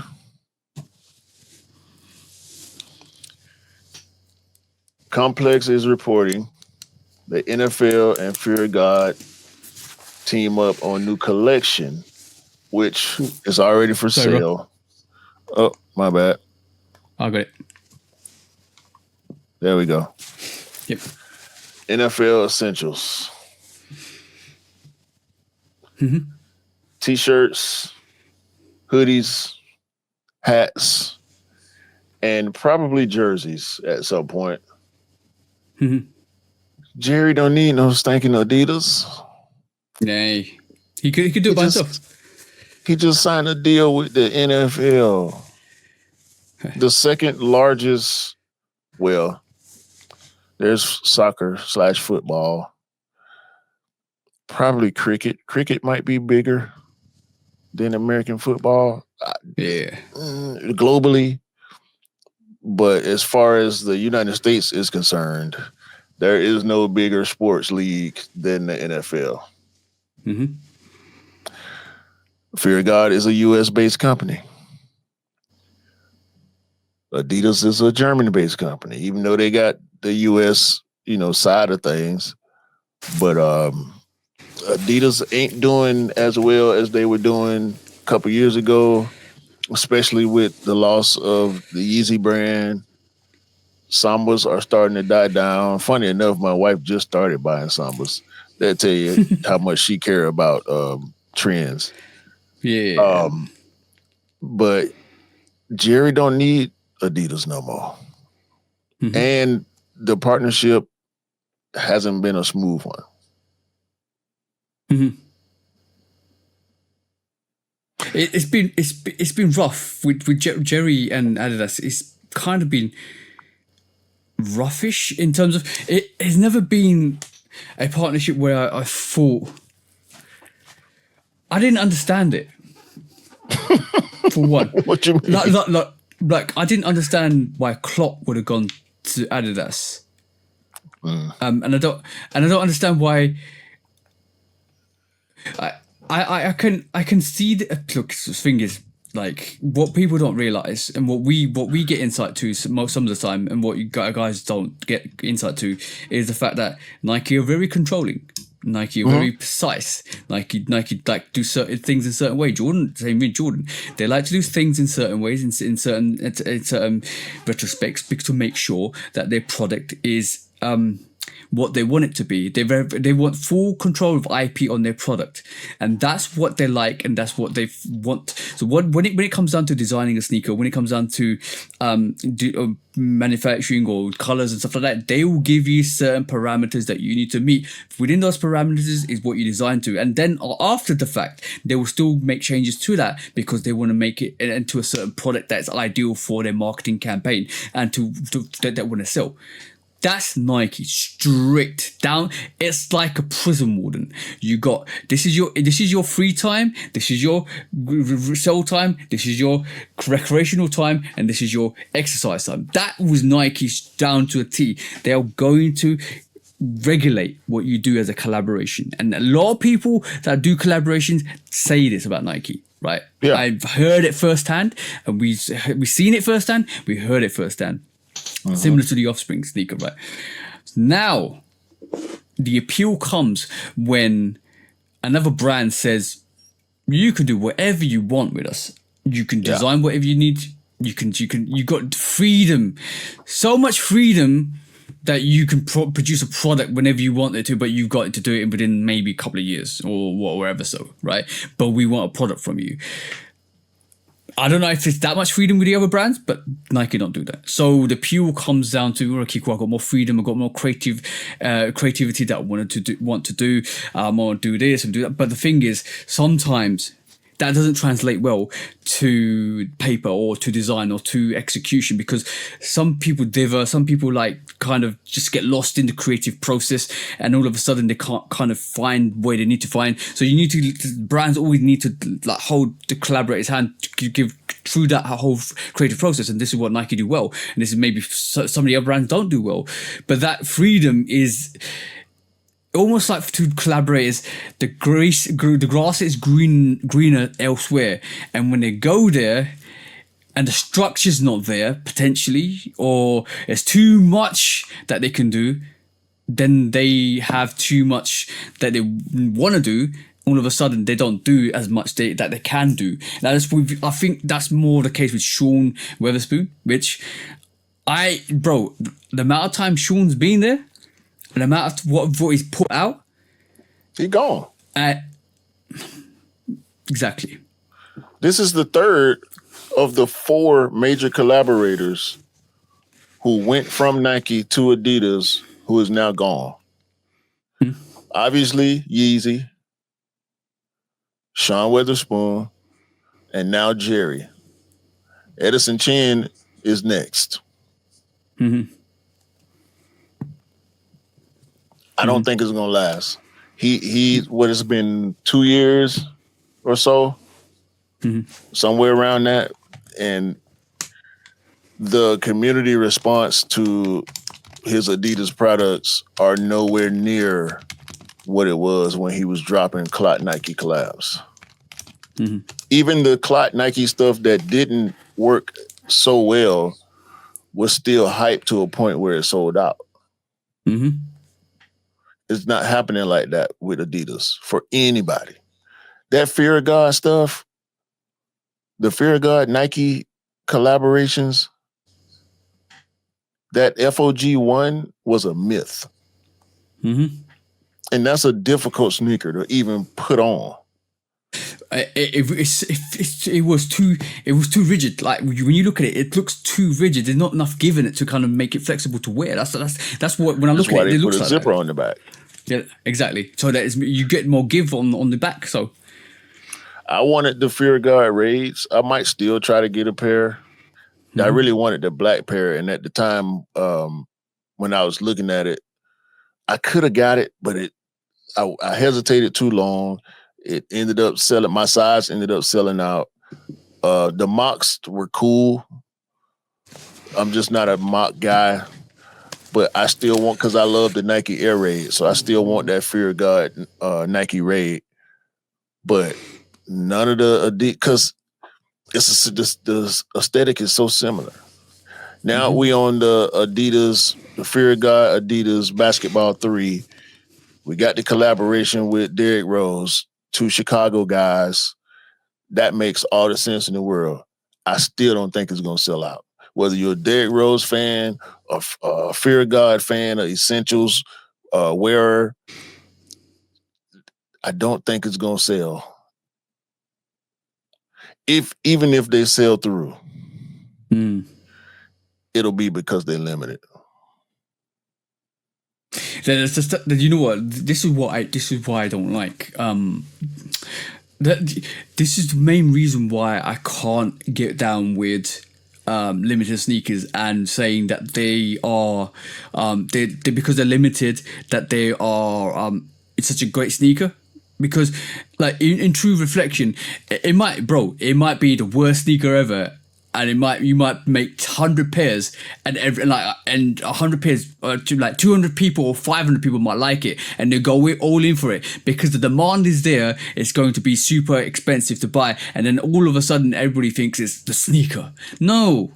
The true testament of time is release the same pairs as everybody else and see who picks it up. Because that demand at 100 compared to that same demand for a sneaker that a million pairs produce, that 2 million one, is totally different. Yeah, that's the difference between the perspective of hype and the perspective of actually what a sneaker is, what people really, really like. Because if you really like a sneaker, you wouldn't care if there's 2 billion pairs of those sneakers. You still go and get it. Just like the Gammas, just like the Concords, just like the Cool Greys. You still go and get it, and you still spend your money to buy it. If there were 10 pairs, right, if there were 10 pairs of mud sneakers and you was like in the forest and everybody wanted a million people or 10 million people want mud sneakers, that would be the most desired sneaker ever. It's a shit sneaker because it's a mud sneaker, but the value it brings to that environment is massive.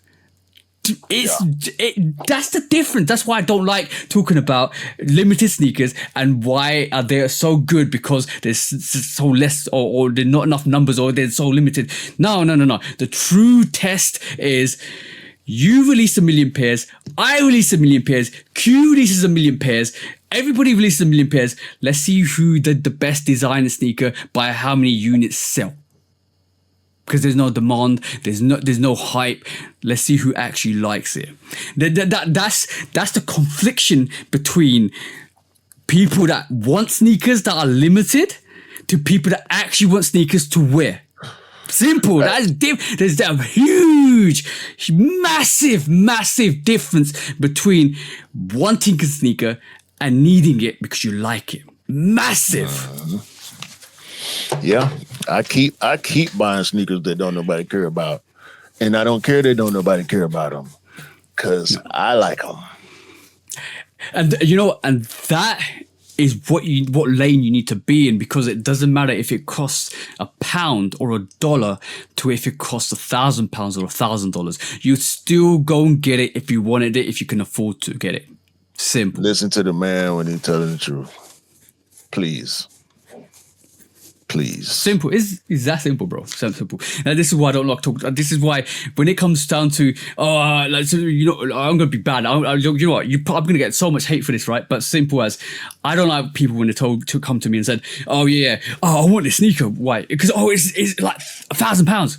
Okay, cool. What do you like about it? Oh, you know, it's £1,000. The value of it, and I can have it. It'd be like, it's such a desirable. Everybody wants it. When people see me, because it hires me. Okay, that's fine.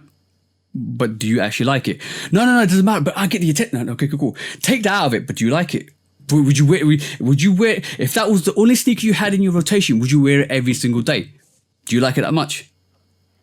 Right. That's the question. Because now we're talking about you're spending money on something that you don't really like, but you like it because somebody else likes it, and that's a bad situation to be in, because now you're following. You're not leading. Now you become the sheep, not the wolf. You're bad. Come on. Last quick strike. Hey, what is it? We keep. You want to talk about? We do the Undefeated Air Max 95 City Pack. Bro, do you see what they did this week?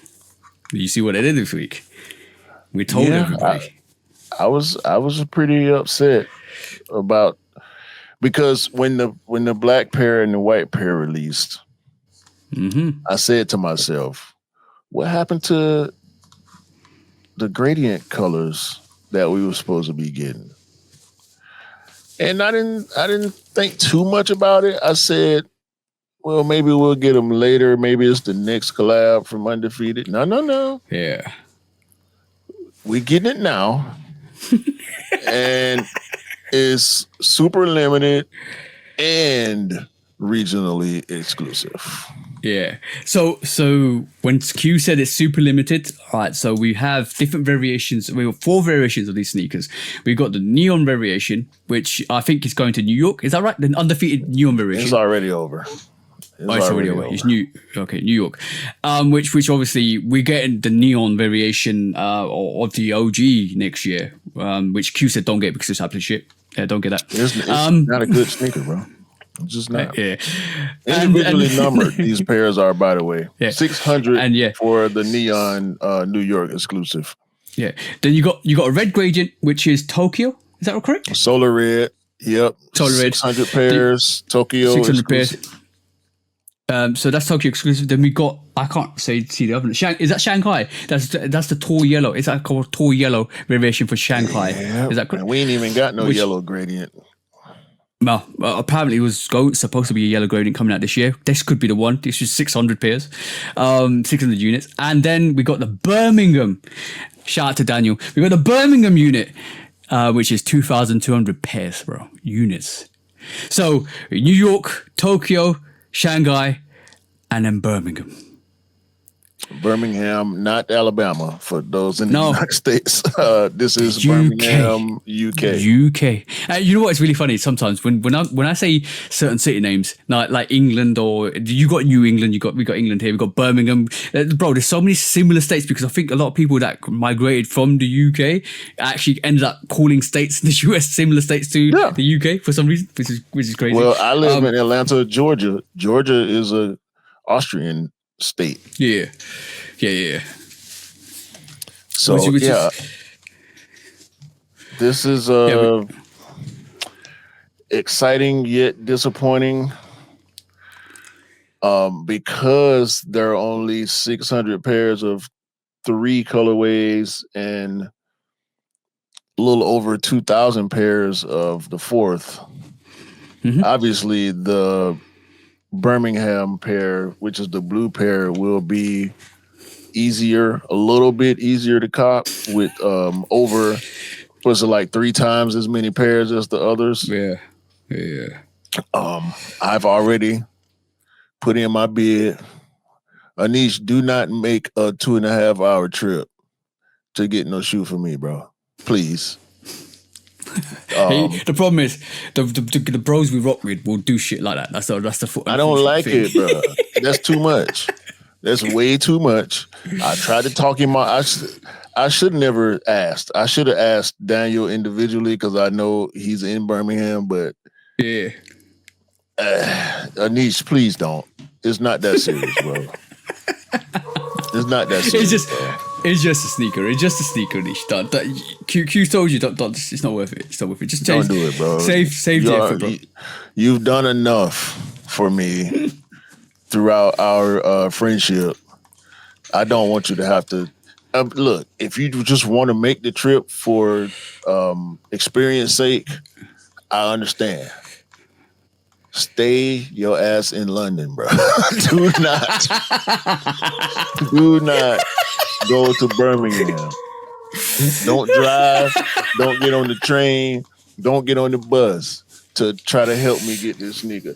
For one, I did not realize it had all the Birmingham FC branding on it until after that conversation where I asked the bros, like, if anybody can help me out.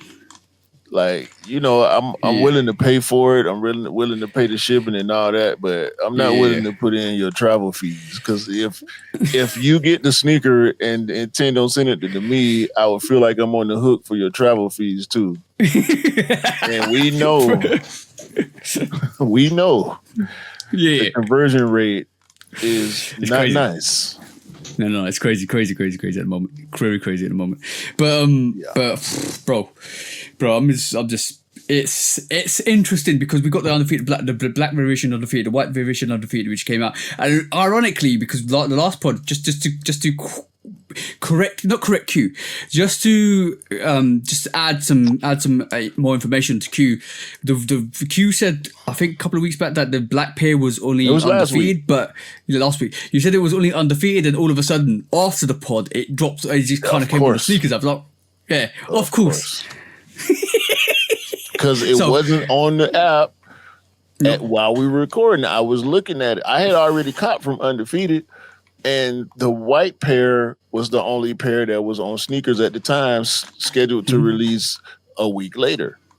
And maybe a day or two before the release happened, the black pair ended up on sneakers. And I found out through Soul Links on Twitter when it was like Undefeated 95 sold out on sneakers, and it had a picture of the black ones. I'm like, wait a minute, y'all put the wrong picture up there. No. I opened my sneakers app, and sure enough, the black pair was on there, sold out. Both colorways sold out, which is great. Mm-hmm. Yeah, it's good. It is always going to do that. It's always going to sell out. Like that's the thing with the Undefeated. That sneaker was always going to be like one of those sneakers that sells out. It's iconic what they did with that, with the 97s and the 95s. It's iconic. I wouldn't be surprised if they do that further on with other silhouettes as well. So it could happen. Depends on the anniversary it is. That's good to see. And I think even with the 95s, the 97s, they had a couple of different variations as well. So my sister got the olive 97s Undefeated. Yeah. And I can't help but stare at her feet every time she wear them.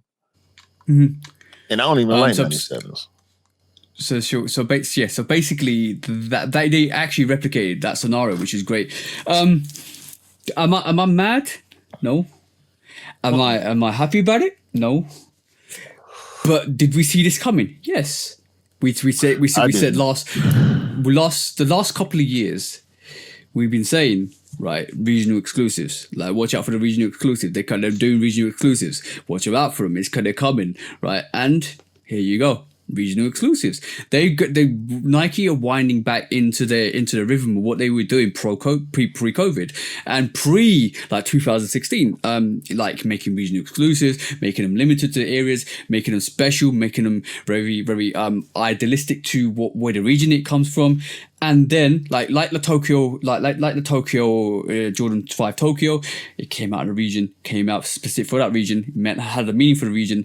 That's what we're seeing. These undefeateds are like, I won't be surprised if we see undefeated 97s come back as a bigger unit with the colorways that it got with, like they did with the Tokyo Jordan 5s, eventually in the future. So that could possibly happen. What they're doing now is planting the seeds and planting the limited seeds for future releases. So that sneaker could possibly come out in the next 15 to 20 years. That's a long time, but it's planting the seeds. And once the tree grows and it bears the fruit, people will be talking about that sneaker and the undefeated 97s and the 95s for the next years. And then I remember that sneaker came out, they did the anniversary, dropped 600 pairs there, 600 pairs here, 600 pairs, or 2,000 pairs there. Oh, they were so special. They had the branding, this and that. They had one released in Shanghai and Tokyo and New York. And remember the New York variants? Bro, everybody would be talking about it. And in 10, 15 years, there you go. We released a bigger release for that because everybody wants to see it come back. They're only planting the seeds for the future, bro. That's what you call gardening success. I mean, Undefeated is one of them brands where they chose the right name. Yeah. You're the Undefeated. You can't be. Yeah, it's. I don't know what else to say. I wish they would do more nationally branded stuff because a lot of their stuff tends to be LA exclusive. Mm-hmm. But as a brand, I rock with Undefeated. I like the way they do stuff. Their release processes seem to be pretty true. Yeah. And all the collabs hit. They always hit. Yeah. This will be my second Undefeated sneaker. I got the 5 on it dunks, the black ones. Okay. Yeah. So yeah, black Undefeated collabs seem to be my thing. Yeah. So yeah, I didn't go for the 4s. I'm happy for everybody who got them. I didn't try for them until day of when I found out my wife wanted them. But she okay. She probably wouldn't even wear them by now. See.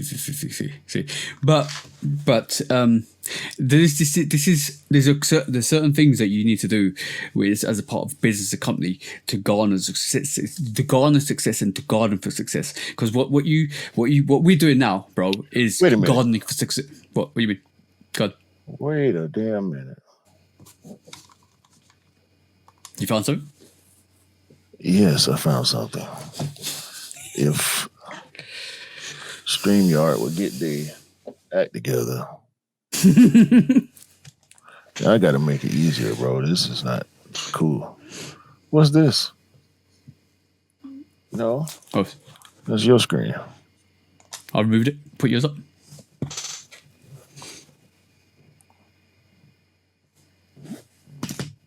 Size 4.5 through 12 and size 13 of the black 95s are still available on the Undefeated website. Hey, if anybody wants it, go and get it. Simple. That's all I'm saying.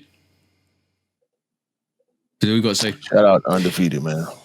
Yeah, stay undefeated. Shout out to Undefeated. But if you want to know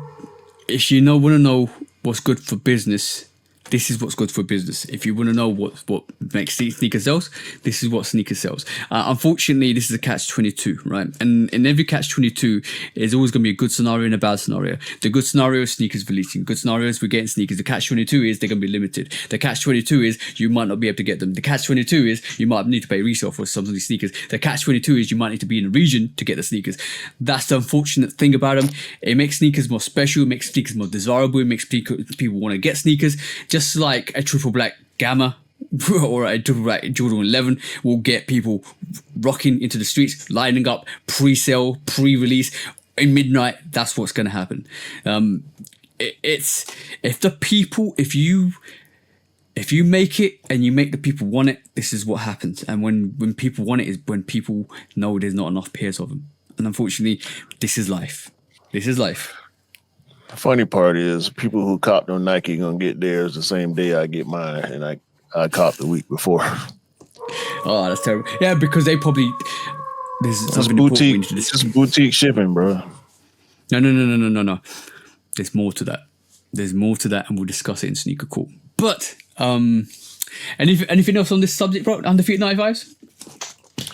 No, that's it, man. I should have my pair before the next time we record, so I'm happy. You're gonna pop them out, or you basically bring them out on the next week's pod? Listen, man, I already got a fit planned. It's up. Yeah, it's up. It's up. I'm telling you, boy. I cannot wait. It's gonna be crazy. I can't wait for it. All triple black, everything, bro. That's good. And that undefeated 97 is fire. I mean, no, the 95 is fire, absolutely fire. Because bro, you know what? When they did that 97, they called it the Gucci print, which is crazy because of what the undefeated, like the red and green. The undefeated, somehow they made that classy. And I like that. They made it sleek and classy. Just like all black with a little bit of a hint of the undefeated green and red. Perfect. I would never. Sometimes you don't. I don't know. You can't. But other people do. We don't call them Gucci. Other people do. But sometimes you don't need to do too much just to make it perfect. And sometimes you can do too much and it's not. And it just doesn't seem right. And that's I associate Gucci with red, green, and brown more than I do red, green, and black. Really? Because a lot of Gucci stuff, the leather stuff, comes brown, not black. Oh, okay. Okay, cool. Got you. I can respect that. Yeah, I'm used to seeing the belts and the bags and wallets and stuff like that, and they're always brown. Yeah. Not always, but the stuff that you see a lot is brown. It's not black. I know they make black stuff, but that's just my mind. Yeah. Cool. That was this week's quick strikes. Do we move on to sneaker court this week, bro? Yes, we shall. Hey. When resale is too high. Damn resellers. Order.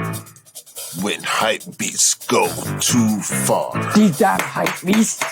Order in the court. Order. When the back door opens. Guilty. It's time for Order in the court. the sneaker court of public Guilty. opinion.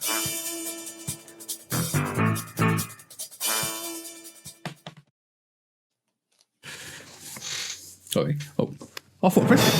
There you go.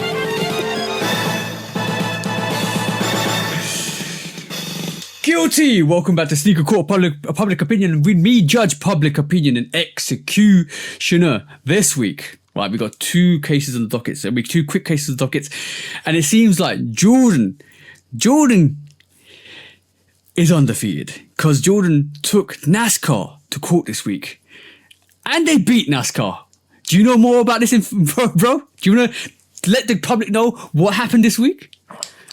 Well, MJ, the bastard goat himself, we know, is the owner of a NASCAR team.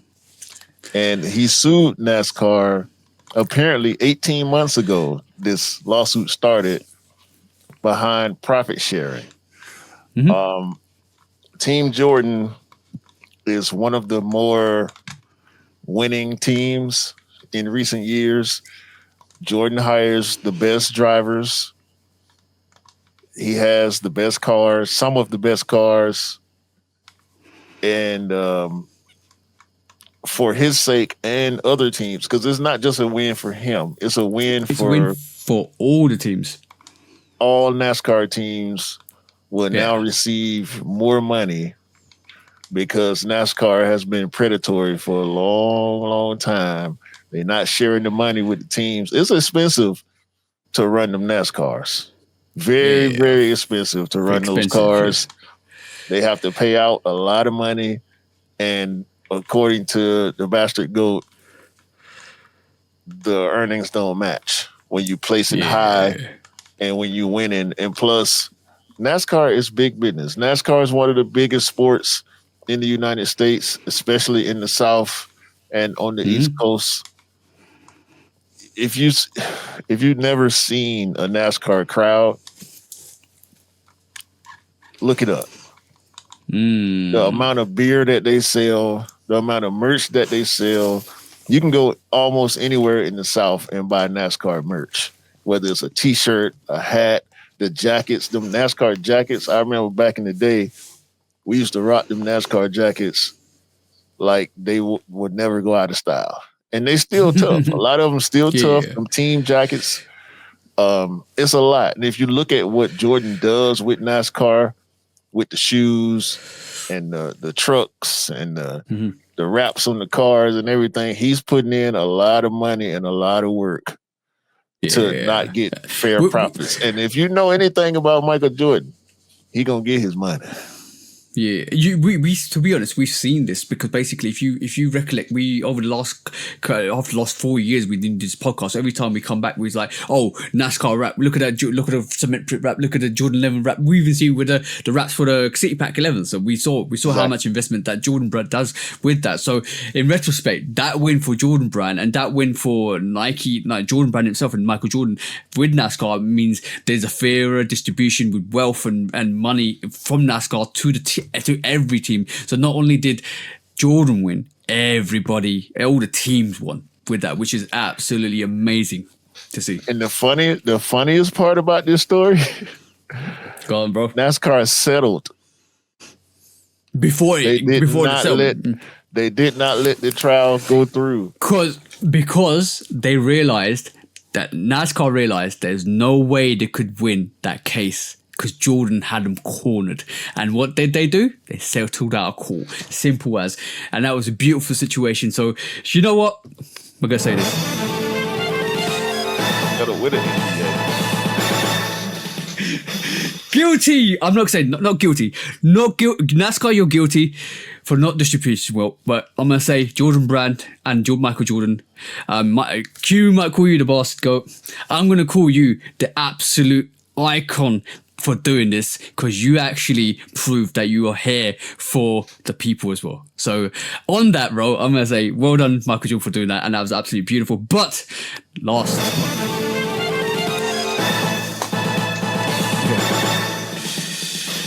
guilty this week. Okay, I can't share this on the screen, but a nice person, a birdie, dropped a little email to me. And bro, you know who you are because I'm going to read this, right?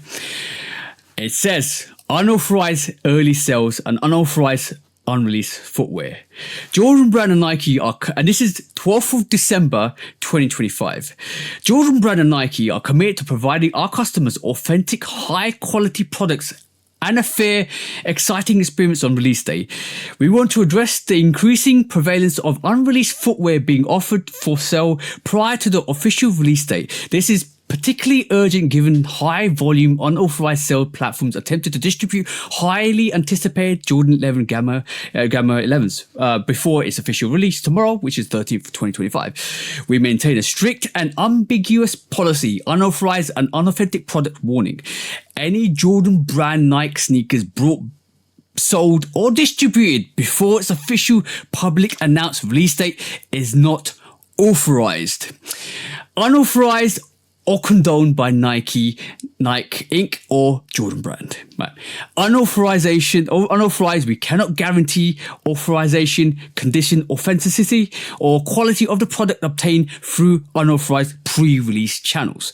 Buyers who purchase unreleased sneakers risk acquiring counterfeit goods or stolen property. Warranty: products purchased outside of authorized Nike, Jordan, and recognized retail channels may void any potential warranties or support.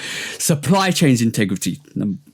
We are actively investigating and taking necessary actions against individuals and organizations that attempt to corrupt our supply chains and distribution processes by selling early products. Our prime focus is to ensure that legitimate customers have the best opportunity to purchase genuine products on the intended release date. Right. We strongly advise our valued community to only purchase Jordan Brand and Nike products from official Nike locations, the Sneakers app, Nike.com, and authorized established retailer partners. Protect your purchase and support the community responsibly. Wait for the official release. Thank you for continuing support and loyalty.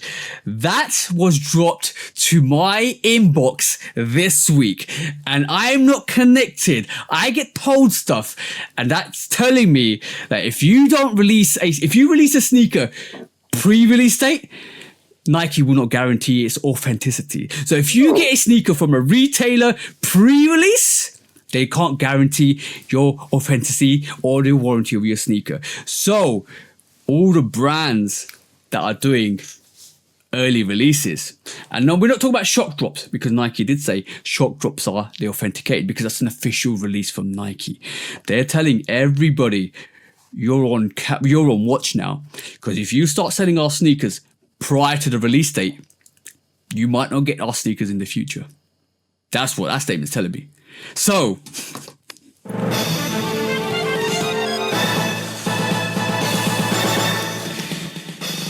guilty. You better be careful now. You're on watch. Nike's watching. You start selling those sneakers pre-release date, Nike's watching. If you're trying to get rid of your sneakers before Nike is, Nike's watching. It's fair competition, because Nike don't want you to sell your sneakers before they do, right? Because they want to sell their sneakers before you do. So if you're about to sell their sneakers before they do, they're unauthorized. So be careful how you sell your sneakers in the future, because Nike's watching. Big Brothers is definitely watching now. So good luck. That's all I got to say, bro. Anything you want to say? Post-pod. And that's it, bro. When resale is too high. Damn resellers. Order. When hype beats go too far. These damn hype beasts. Order in the court. Order. The back door opens. Guilty. It's time for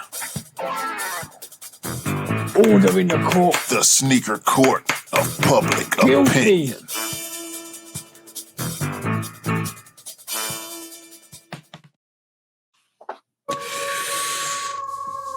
Bombshell!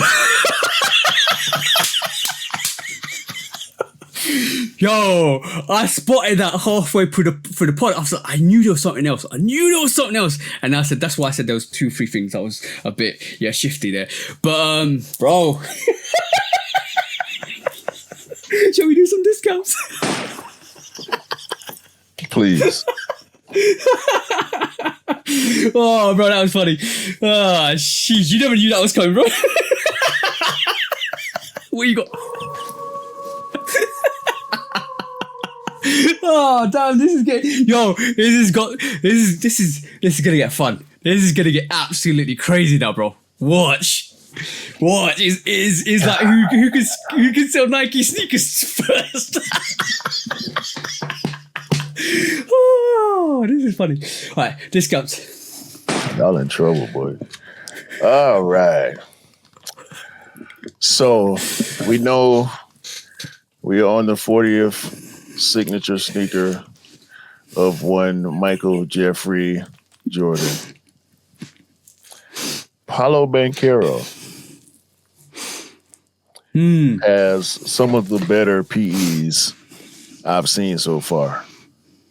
He dropped, or not dropped, but he rocked pretty much Kobe Grinch colorway.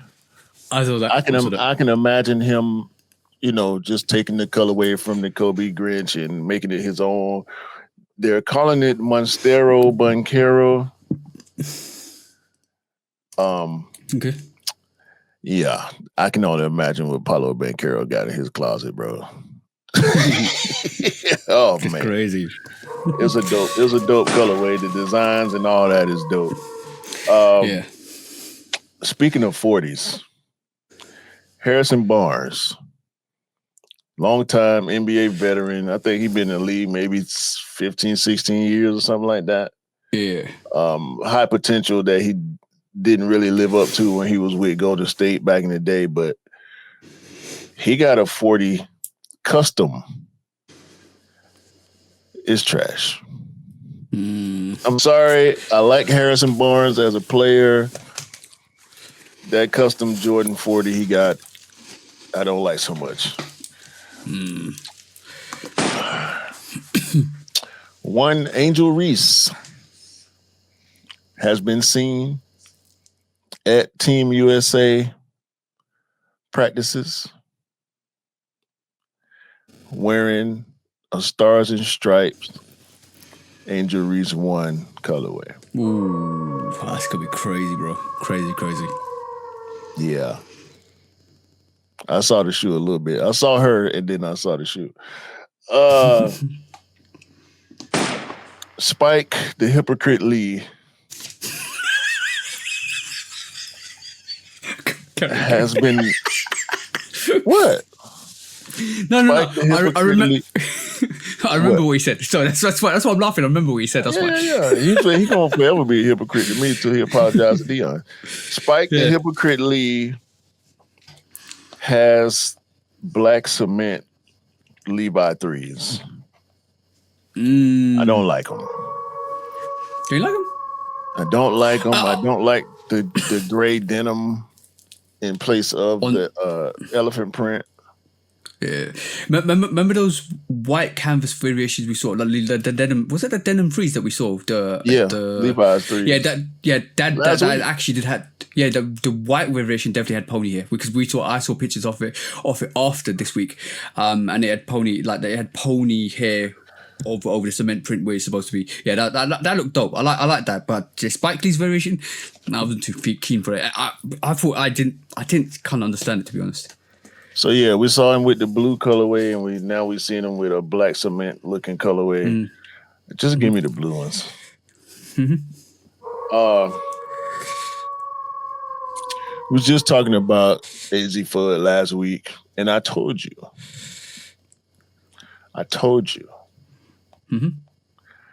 Now, USC, shout out to Juju Watkins and all her great teammates because they got some hoopers over there at USC. They keep them. Juju and USC. Juju ain't playing, but I gotta say her name. Versus AZ Fudd and UConn. Two historically great women's programs will face off, and each player will have a different Kobe sneaker. Oh, I heard that. That's fire. That was fire. Crazy, bro. Fire. That's how you represent. Actually, that's how you represent. 100%. In some non-sneaker news, I know you're gonna like this. Sri Lankan church or temple or whatever. Yeah. Instead of printing the biblical Hail Mary stuff, accidentally printed Tupac Hail Mary lyrics. Come with me, Hail Mary. And distributed it to the congregation. I mean, the whole song. No. When it would, do you want to ride or die? When it comes to that beat, did not kind of sing. La la la la la. Come with me, Hail Mary. Penitentiaries is packed with promise makers. The whole, all that. You want to ride? You ride or die? Nah. Bro, when you're singing that, please. Is there a video? I want to see. No, there's screenshots. There's screenshots of the print that they made. Oh, sheesh. That's funny. I wish I paid it up. Shout out to whatever print that is in Sri Lanka. Yo, that would be. Well, imagine if they didn't hit him up. That's why I effed your beam. Thankfully, ain't nothing biblical with hit him up. Apparently, they just Googled Hail Mary. Hail Mary. The Hail Mary lyrics. They printed it out. Yo, bro, they gave it to that's as worse as what happened this week with Messi because in India, right? They made they're doing a Messi GOAT tour where he's touring India, and they've actually made a 70-foot statue. Statue's great. Absolutely, it looks all dope. A lot of people paid like 12,000 rupees, which is £100 each, to come and see Messi. They kind of all the politicians and actors surrounded him. Nobody got to see anything, and the crowd revolted, and they were throwing chairs and tables and drinks all over. That wasn't a good situation. You need to make that right. India, the government of India, you need to make that right, because yeah, that's not a good look. Not a good look for you guys. I paid $100 to go see something. I need to see it. Yeah, exactly, That's bro. a fact. that one. Apparently, Coco Gauff is the highest paid female athlete on the planet for the third year in a row. It's projected that she made somewhere around $23 million this year. Crazy. That's a lot. Coco Gauff is the new women's tennis GOAT, in case y'all don't know. If you see Coco Gauff on the court, stay there and you'll see for yourself. The only problem is she wear a Puma, but it is what it is. New Balance up on as well. Yeah. New Balance, not Puma, New Balance. Yeah. She New Balance athlete. That could swiftly change. You never know. Yeah, it should. You know what? You never know. Okay. It should.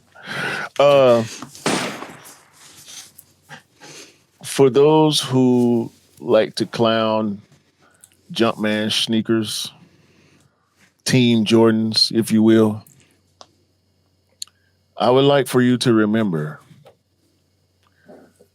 NBA players wore 6 rings. In NBA games, mind you.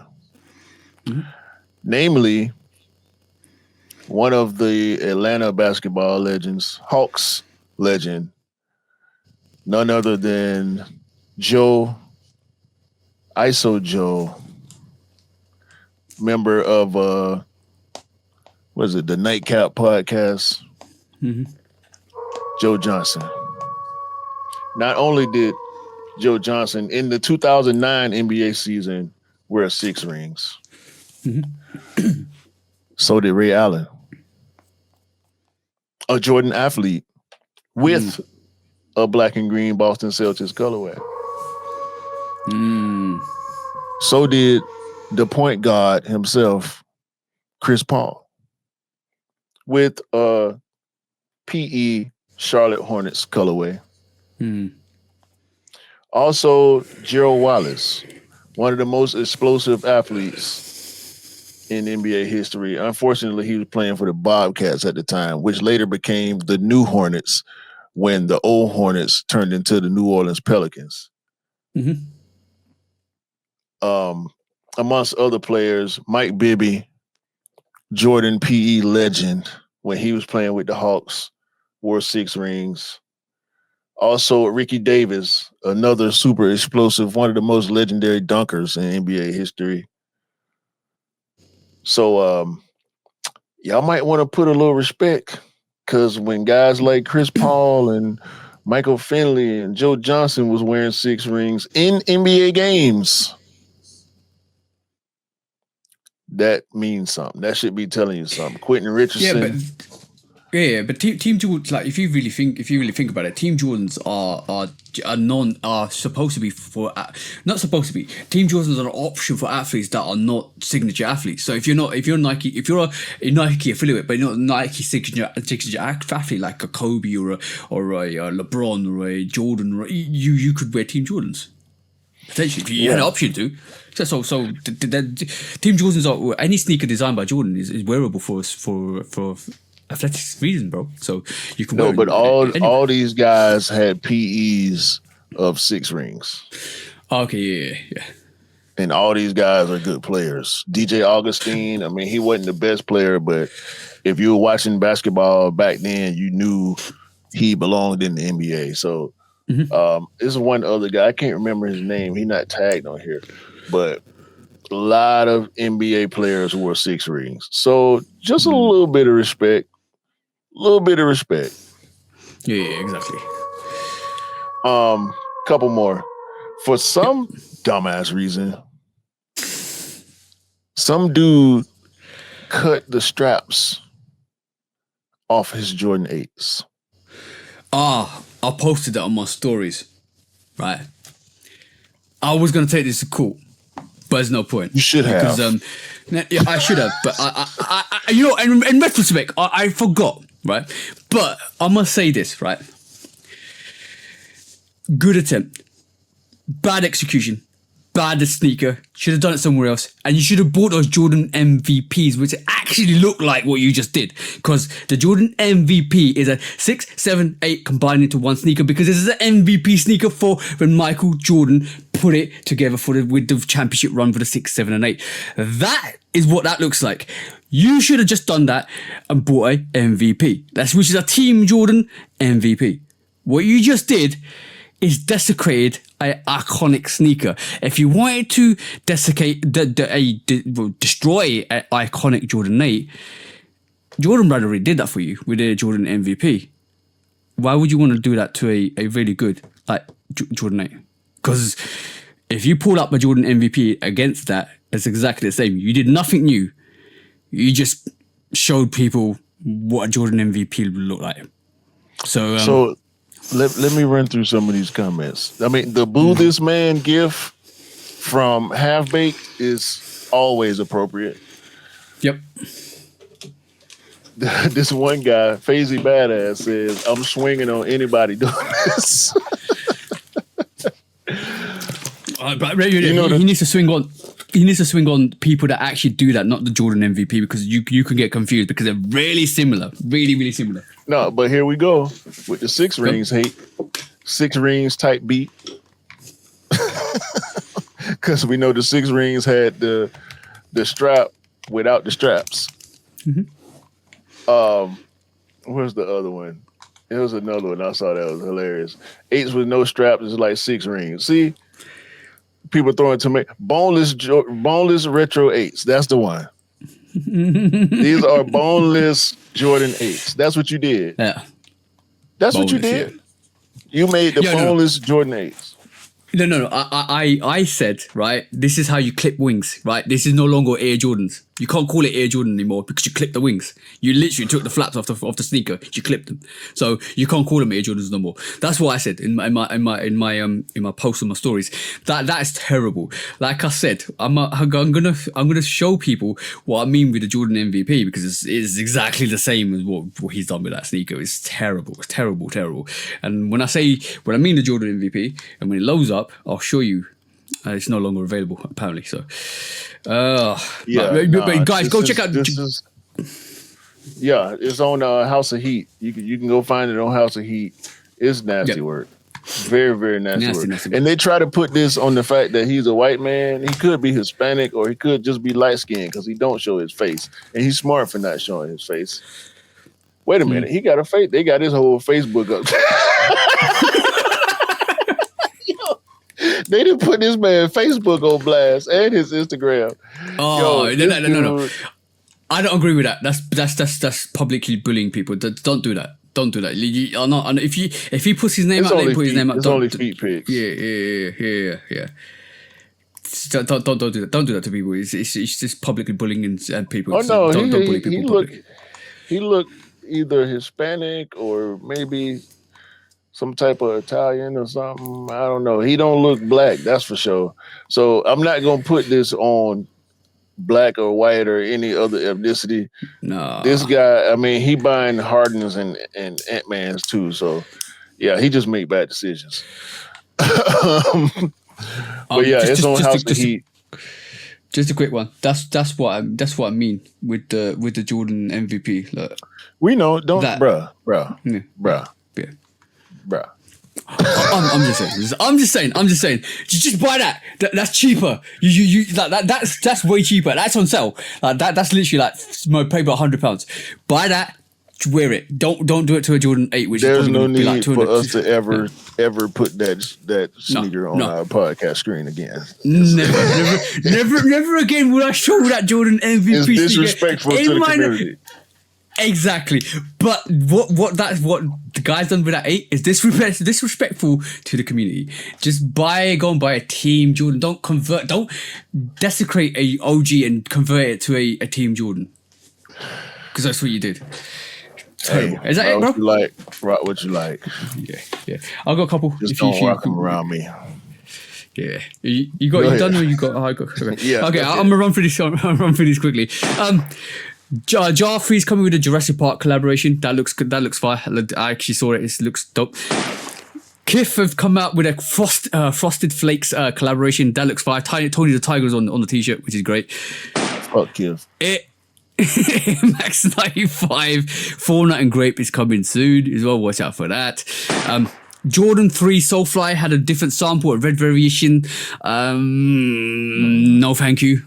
Nope. Jordan 1 Travis Shy Pink AJ or Jordan 1 A Jordan 1 Low Shy Pink has been showcased. It might be coming out soon. Might be coming out. Hopefully, comes out Valentine's. It looks like a Valentine's Day sneaker. Be good for Valentine's Day. Jordan brand or Nike. Jordan drop it for Valentine's Day. It looks nice for the ladies. There is another infrared 3M Air Max 90 coming, but it's not the OG. I don't think it's the OG, but apparently it looks like the OG. It's reflective as well. It's coming in 2026. Air Jordan 5 White Metallic is coming April 2026. And last but not least, Michigan Jordan 11 PE. Did you see that, bro? No. Nice. It ain't better than the Oregon. No, it's not. It's nice. Go and check it out. But that was it, guys.